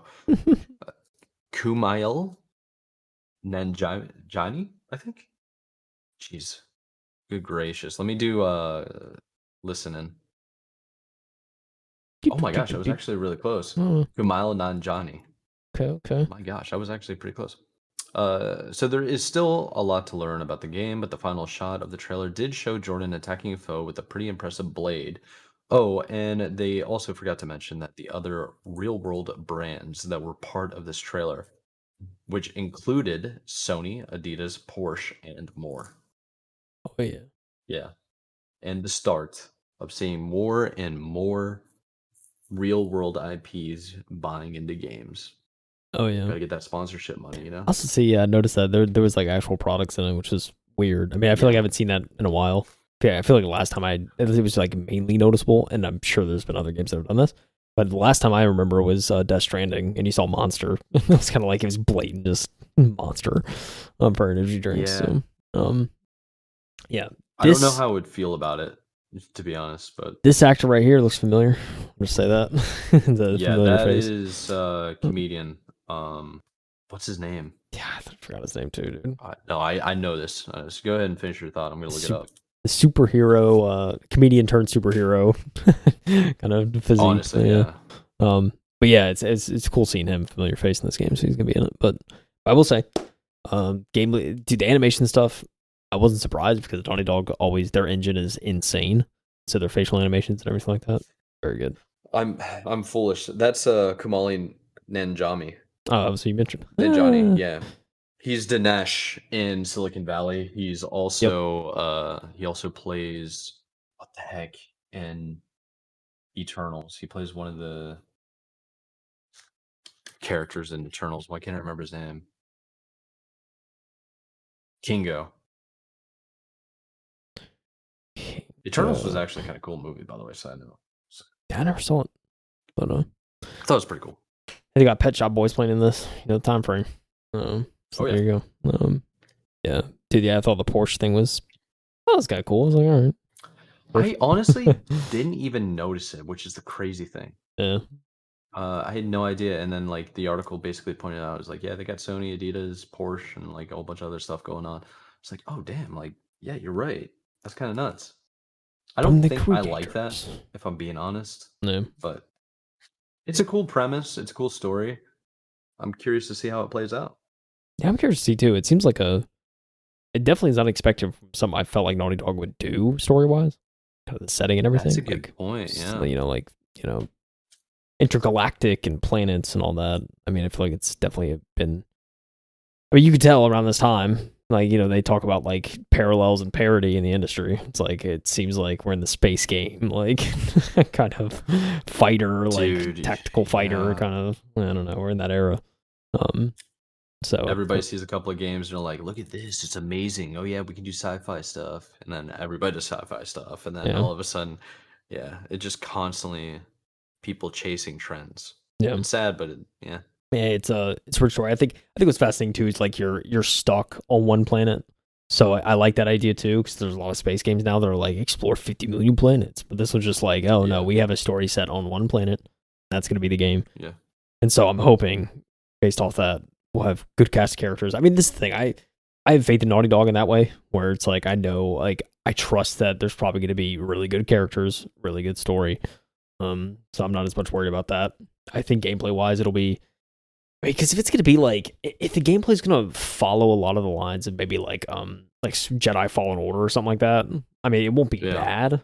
It wouldn't be my first choice, I feel like, especially for a Naughty Dog game. So I mean, I'll be curious to see how they execute it, if that is the way it goes. I mean, obviously we haven't seen much, so can't really say until more gameplay is shown. But true. I mean, story wise, I mean, I'm interested just off that a little bit, kind of see how that unfolds. Yeah, true. Yeah. But yeah, that's a good point. I didn't even think about that when it turns into like everybody's always, you got to go over here and you got to explore like 3 million planets. Yeah. Look at how big our game is. It's space game. Where I need to go, just man. give me one rich planet. That's how I'm just rich of characters, content. That's a good take.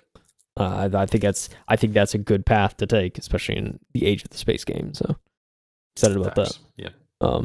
Yeah, dude. I don't know. I mean, I'm excited to see. I do want to see more. I want to see how the gameplay is, in particular. That's what I'm most excited for. Because I feel like I'll be able to better gauge, if it's something I'm gonna check out. I mean, I think regardless, it's a Naughty Dog game. I'm gonna check it out probably. But Agreed. just kind of, but I'm definitely eager to see more. So we'll see how it plays out. But also, it's a Naughty Dog game. It's probably maybe a couple years down the line. So it's probably still got a couple years to cook. Naughty Dog tends to take their time, but I always felt like it's worth it. Yeah. I think it's always a good thing. Yeah, I think they've been working on this game for quite a while too. So I know I'm sure the team probably ramped up after the Last of Us multiplayer game got canceled. So yeah, well, they're doing remasters too. So yeah, got to pay attention to that as well. Yeah. So I don't know. Curious to see more. But yeah, it's cool to hear from Naughty Dog, because I was afraid that they wouldn't have anything new for like a couple more years to at least show, because they've been working on other stuff, and so that was a pleasant surprise, I think, at the end to see that. So yeah, because it was one of those, like the article even pointed out, it's like, oh yeah, one more thing, we're working on this. It's pretty cool. Yeah, it's cool to get the one more thing. But hey, how about we switch over to the actual awards here? I don't know if you want to go through all the awards. I think maybe just jump around to what we think is kind of like just worth mentioning here and there. Yeah, might be the way to go about it. Sure. Let's see. I should probably actually. You want to open up the article that I sent you? Let me boop. There we go. Hey, there you go. Full list. Scroll all the way to the bottom. Sure that's probably the way to do it. Oh yeah. Yeah. Scroll all the way to the bottom, and then we go up. Okay. Because basically they have it kind of prioritized. So I guess we'll start off with like the first handful, and then if you want to, you can jump in to the next couple. But basically, it's like the best esports team always seems to be from League of Legends. T1 won it this year, and then tying in with that, the best esports athlete was Faker. The best esports game, League of Legends. So it's like bam, bam, bam, League of Legends, right? Yeah.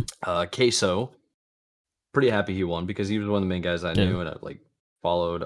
He's been putting in work. Yeah, very, very cool. Queso.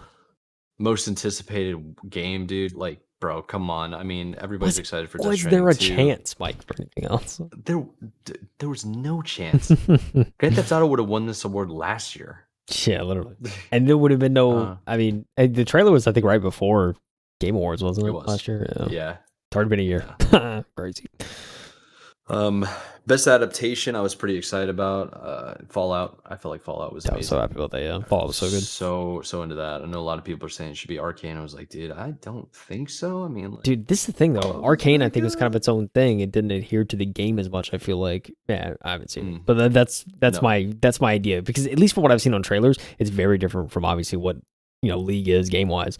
The thing about Fallout is, since it's an RPG, they were able to kind of immerse it very well with the games, and it kind of meld the worlds to a point where it's like, oh yeah, this is like film adaptation that's actually well done, because a lot of the sounds are from the game, a lot of the aesthetics, the looks, and you're able to kind of incorporate the game a lot more in it. So I think it was fair. That's all I'm saying. I agree. Yeah, I didn't even know about the Tomb Raider Legend and Lara Croft at all until like I saw the announcement. I was like, wait, what? I was like, I know about the movie, so I googled it. I was like, oh my god, they made an anime show. I should just I would have watched that if I knew. Yeah. So it just never crossed my radar. I never paid attention, I guess. Yeah. But a couple more things were going on. Best multiplayer game. I was kind of honestly shocked a little bit that it was Helldivers 2, but if they're over here winning best ongoing game as well, it makes sense then. Amen. I honestly thought it was going to be like Jamboree, Super Mario Party Jamboree. That was my take. Yeah, I don't know. COD was up there for me, so. Yeah, COD was pretty fun, but it was there's a COD every year, so I mean. Exactly. That's why I took it out of the way. But the best sports game, EA Sports FC. Just goes to show, I think we need more simulators, if I'm being honest. True. Speaking of simulators, I thought this one was going to be very obvious that Frostpunk 2 was going to win. Yep. Out of Man of Lords, Unicorn Overlord, stuff like that. And then best family game, I didn't think there was a doubt, really. Astro Bot. Yeah. I was thinking either that or possibly Jamboree or possibly Princess Peach. Those top three right there, they're good games. See Astro Bot, baby. I was incredibly disappointed to see that Dragon Ball Sparking Zero didn't win best fighting game. I grinded that game. I still need to grind that game. It's really, really cool, a lot of fun. But Tekken 8 won. And it's probably deserved. Tekken's pretty insane. But how about you take over from here, man? What do you got? Best RPG, Metaphor Read Fantasio. That's not Dragon's Dogma 2, Final Fantasy 7 Rebirth.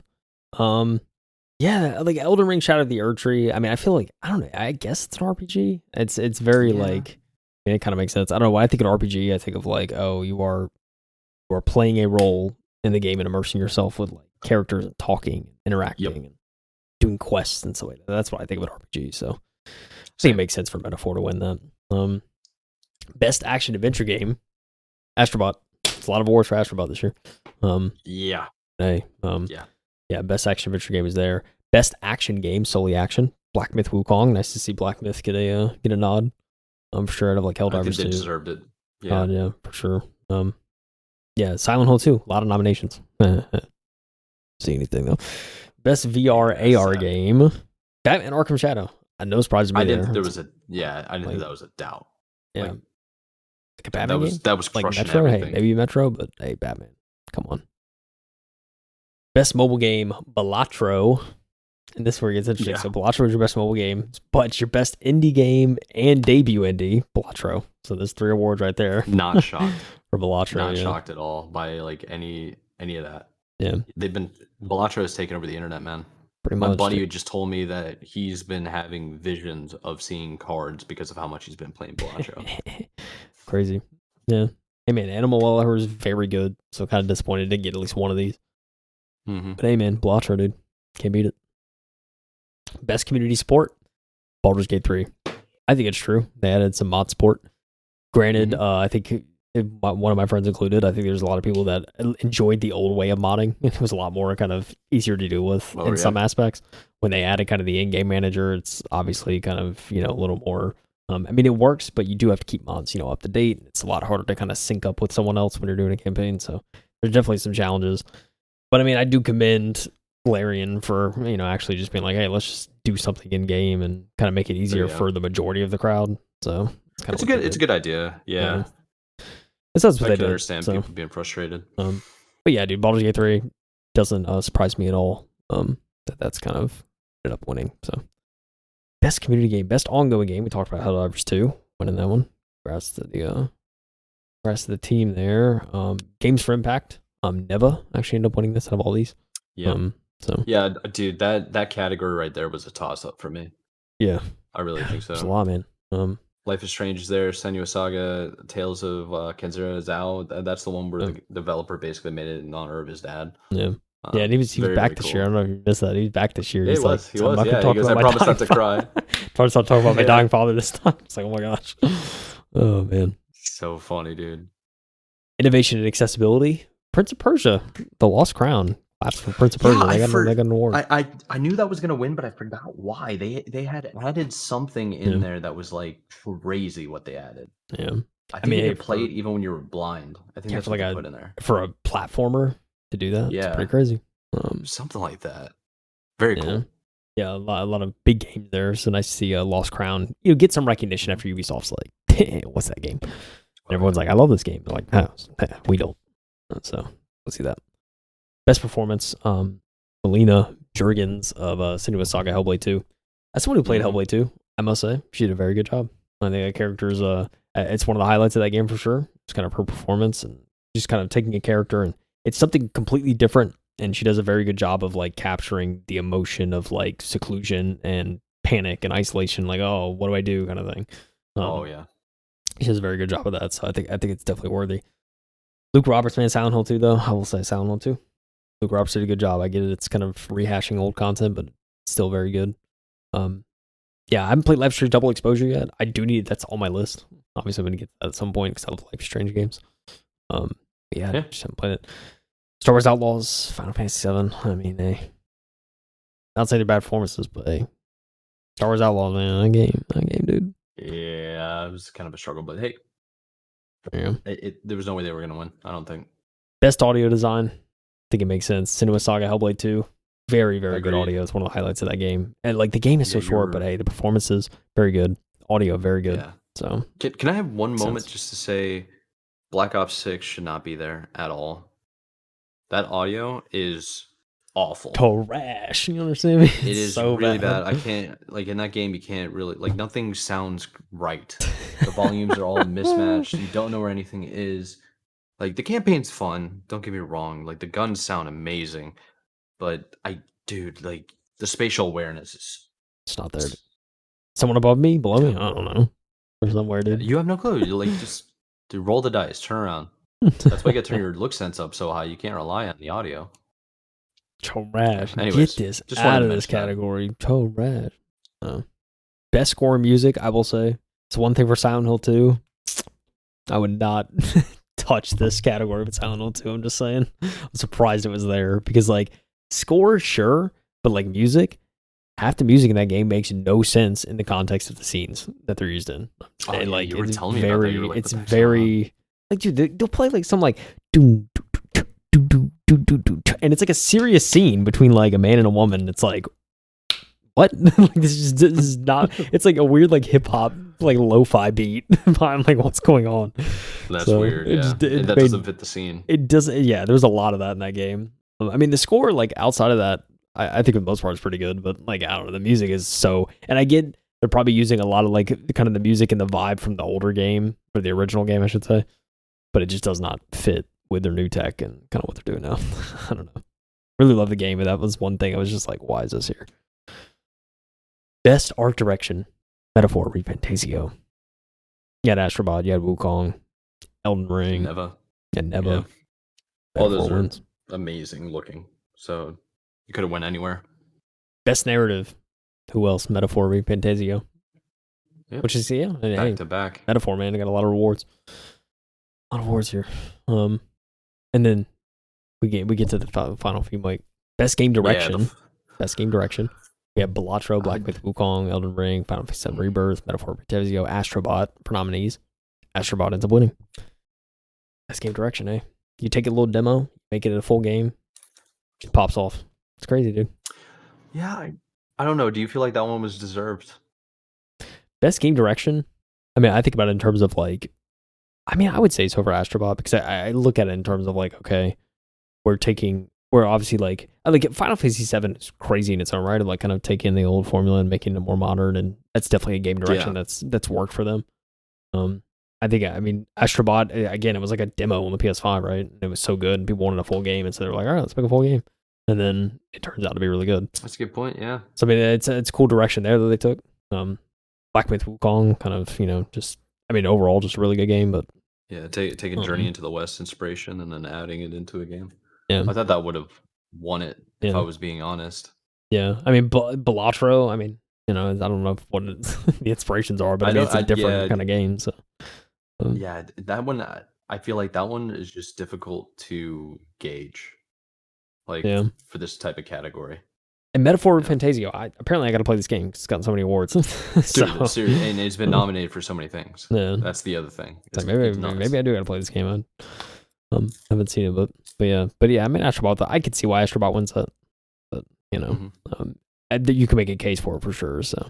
You can make a case for any of these. That's the thing, too. See, that's the thing about some of these awards. Like, game direction, you can make a case for any of these. Narrative, you could probably make a case for any of these.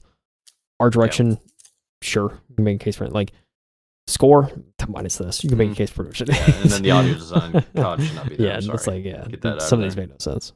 But, the last award, like, the game of the year, you had Balatro, Black Myth Wukong, Elden Ring. You had pretty much the same as game direction, just in game of the year nominees. But you really did, actually. Yeah, it's same thing. Astro Bot ended up winning game of the year, which I don't know, a lot of debate online. I'm sure a lot of people are like, oh, this makes sense. It's definitely divided, I think. Which I think most game of the year always ends up getting divided. Some win. Yeah, that's true. The last like 2 or 3 since Elden Ring was the clear winner. Yeah, I think Elden Ring, without saying, was like, oh, it's gonna be Elden Ring. But I mean, there's been a few of those where it's like, okay, that makes sense. I think it's very odd for people to be upset when a game they expected to win doesn't win, and they're like really mad. It's just like, dude, just go play the game of the year, Astro Bot. Like that. What you need to look at is if you need games to play, go to all the nominees of the last like 4 years of game of the year and play one of them. Yeah. Because if if it's game of the year, that means that anybody should like it. Yeah. That's what it means to me. It is supposed to be the best game of that year. So it's literally in the name. So go check it out. There were some people, man, that were saying like, I saw like the last 6 winners or like last 10 winners of game of the year. It was like, do you notice anything different? And then they were trying to point at It Takes Two, and they're like, yeah, It Takes Two is trash. I'm like, bro, if you like paid attention to the cutscenes and played that game, it was amazing. It definitely deserved It Takes Two to win game of the year. 100% deserve that, and I'll tell you why. It is the one game. The reason that game was made, fully convinced. I don't know if this is a theory, but I'm riding with it because I just think this is so true. I've said it before and I'll say it again. The reason that game is so good is because there are many different genres compiled into one game, and they do a good job of introducing you to those kind of genres. If you want to find out which one to play, get you a co-op partner who doesn't play games. Yeah. Then you can be like, hey, you can try all these different types of games. You can find something you like. You can try an isometric dungeon crawler. Mini games. You can try a fighting game because like for 2 seconds you're fighting. It's actual like side scroller fighting. Like there's so many different kind of genres and like avenues in that game. I think this is an FPS portion, or not FPS, but like a shooter portion. Like it's just like it's insane. Yeah, there's a shooter portion. There's a obstacle course. There's puzzles. So There's many puzzles. Yeah. music. There's anything, dude. It's amazing. Yeah. That's a good point. It actually reminds me of like playing Mario Party, Yeah. because that is exactly what Mario Party Yeah. had. All the The mini mini games, games. Yeah. you could do anything. Yeah. Yeah. Yeah, That's a dude, good that point. I have not played Astro Bot though. I I have haven't to play either. it I now. haven't either. It's PlayStation, so if I had a PS5, I Yeah. would, but I don't have PS5, so Yeah. You know what I should do? This is what I'm gonna do going forward. Every single game of the year winner, I am going to play that game if I hadn't already, like Christmas break, the holiday break, and season break, where I actually have time to play games. I'm gonna do that. That's gonna be my goal from now on. So I'm gonna go let's figure go. out where I Like, can get Astro Bot, and I'm gonna go play that. yeah. That's my goal. Next time Oh, you dude. talk to me on the pod, I'm gonna tell you how I feel about Astro Bot. All right, dude. You got That's time. the goal. You got weeks, Yeah, so we really do. like Yeah, a we got month. plenty of weeks. Uh, Yeah. I also want to play Black Myth too. I did a whole research because I was like, everybody kept saying Black Myth's gonna win, Wukong's gonna win. One of my buddies actually thought Balatro was gonna win, yeah. and there's a lot of arguments for why Balatro should win. Yeah. I mean, you can make a But case, like I said, for any of them. yeah, and yeah, I just saw people all upset. It's like Black Myth should have won. Like Black Myth should have won over Astrobot. It's like, you mean to tell me Astrobot is gonna win? Like all this kind of crap. It's like, dude, just it doesn't matter. At the end of the day, it's just an award. If Not you're that big of a deal. Go nominated, play it, it's man. already a good game if it's even nominated. So, 100%, dude. but yeah, 100%. Just be happy that people are upset and it's controversial, because that means there are multiple games that are worthy of being Game of the Year. That's yeah, what you should be going for. yeah, for sure, 100%. Yeah. Yeah, I agree. Yeah, if you look at the stats and stuff like that for ratings, Astrobot's like by far the winner on like all platforms are either 93% or higher on every Oh category. yeah, So, yeah, solid it's game, got to be dude. What good. can you say? Yes, sir. Oh, dude. Yeah, but that was all the awards. What a show, dude. What a year for games. Yeah, man. It's the next 2 How'd you years. feel about the show? Go crazy, dude. Show overall. I really enjoyed it. I thought it was I thought it was a good show. I think it was better than maybe like last year's and the last couple. I think it was the best Maybe. one I think I've ever watched. Yeah. Maybe I don't because I'm know. like a biased 21 Pilots. Yeah, I'm trying to think of. I mean, to be honest, like most of the shows, I've just like forgotten. I'd have to go back and like watch highlights to see like, oh yeah, this was announced here, this was announced here to find. Because I feel like there's one year that was like really good. But I mean, I don't know. This was a very good show though, nonetheless. I really enjoyed it. Yeah. I think for me, it was like, it felt really, really well to run. There was no crazy interruptions. Everything felt well like placed. There were like one or two moments where they just were filling ad time, whatever. The orchestra, the music was phenomenal. Yeah. There were plenty of games that won. There wasn't any incredible upsets, I don't think. I mean, I guess you could say Astrobot winning Game of the Year was an upset for some people that only knew about Black Myth Wukong. Uh, Yeah. but outside of that, man, like we got plenty of really cool announcements. They started off with The Witcher 4. Like, Yeah. dude, that's a hell of a thing to start off with. A bunch of old IPs are coming back. That was really cool. I don't know, man. I'm just so excited for the future of gaming and what's gonna happen. Like just in the next 4 months, we have like 5 really good games coming out. Yeah. It's gonna be Yeah, sick. dude. Yeah, the start of next year is gonna be pretty crazy. From the looks of it, so I'm excited. 2025 starting strong, hopefully ending Hell yeah, strong. dude. Oh, dude, I'm excited for next year for sure. Yeah, same here. Hey, dude, I don't think we really even have anything else to add. I mean, we've been yapping for close to 2 hours now.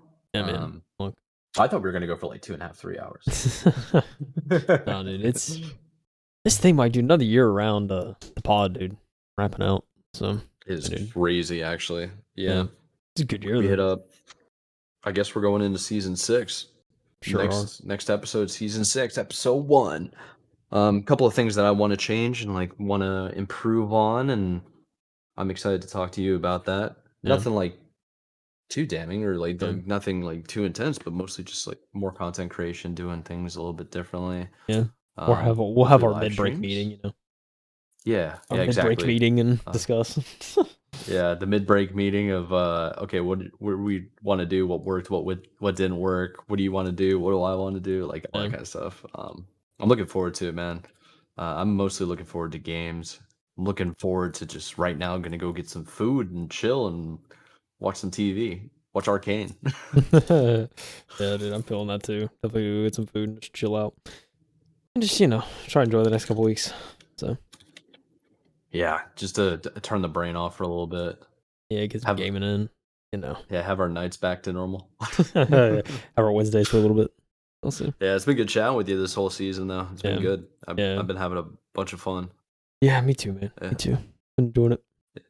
Yeah, during the break, we're gonna have to actually play some games, I think. Yeah, catch up on some stuff for sure. I got a backlog of sorts. Dude, So, facts, man, facts. My backlog's getting out of control, dude. I yeah. gotta actually knock out a lot of them. I Nice. keep You know adding what? more and more on and not doing anything to knock them off because all I've been doing is playing multiplayer games. That's the thing, dude. Gotta get on the single player. I think 2025 is the year of gaming for Mike, dude. He had a very eventful year personally, Dude, so I think it's time to yeah, catch this up. year, this year was insanity. I was talking to a bunch of people about it. Well, not a bunch of people. I was just talking to like one or two close friends about just how much crap I've had going on, like 2024, Yep. and now 2025 is just no plans. Like I got like one wedding I gotta go to that's family, but that's gonna be so much fun. Yeah. It's like that's just gonna be good to see family. But outside of that, it's like, bro, I might be able to go to like music festivals again. Dude, you want to go to Bonnaroo? Like, let's go to freaking Bonnaroo. Bonnaroo. Yeah, man. Yeah, I'm excited. I might do some upgrades to the pod on my end. I feel like Okay. the audio is pretty good, but maybe I can look into getting an XLR mic or something. I know I talked to you briefly about getting a not a webcam, but an actual camera. Yeah. I feel like this one works fine, but there are some like grainy aspects of this camera that bother me. Yeah. I think for what we do, it's okay, but I want to do a little bit more content creation stuff that can be pretty cool. Yeah. But yeah, dude. I like it. Anyways, do you have anything to add before we close out for the year? You want to let anybody know what's going on, or Yeah, I don't know. no, man. I just hope everyone has a good holiday season. I get to chill out, spend some time with family, get some gaming in. Yeah. I know that's what I'm going to be trying to do. Got a little vacation mixed in on the holidays as well, so I'm looking forward to that. Just get some time off, man. But yeah, dude, I don't know. I just hope everyone has a good season, and we'll be back in a month or so, maybe a little bit sooner. Quite literally, yeah. Dude, I'm so excited to just talk about Squid Game when we come back. Oh yeah, yeah, that's true. It's gonna be fun, man. I need to keep notes of what all I play. I feel like I'm gonna be getting through a lot. So honestly, list of I played 10 games. Yeah. You know something we didn't mention on the podcast, but the activity feed that's happened on Discord. So when you can show off your activity progress of what games you've been playing, you can actually re-review. If you click on your profile, it'll tell you your last like handful of games, how long you played them, or like what kind of streak you might be on. I think that's pretty cool. It can also track, so that's a way for you to remember if you need to. I didn't know that. Like a little friendly reminder. You can click on your name, I'm pretty sure, and it'll show you. I'm sure for mine it says like COD or Marvel Rivals or whatever. Yeah, Marvel Rivals, yeah. Yes, sir. But yeah, man, it's getting kind of late. We got to get some food in us. Sure is. And this has been a long episode. We're basically going to end almost exactly on 2 hours. So let's let the people go. If you made it this far, we absolutely appreciate you. If you had to watch this like in increments, always remember we got timestamps for everything that we covered. And we have links, pretty much just IGN links for the Game Awards, everything that was announced in text format. Then the Game Award winners. And of course, we have the YouTube link for the video and of the actual broadcast. So definitely go check that out. And yeah, without further ado, I think we'll let the people go. This has been the ending to season 5 of the M2 podcast. I'm Michael Anthony. This is Kyle Heath. And if you need us, we're on social media. The links are in the description below. So have a good break, and we'll see you shortly. Yeah. See y'all later. Peace out, fam. Take it easy. Eat some food. Get some presents. Yeah, facts. Show dude. some love. Let's get some. I want some soup.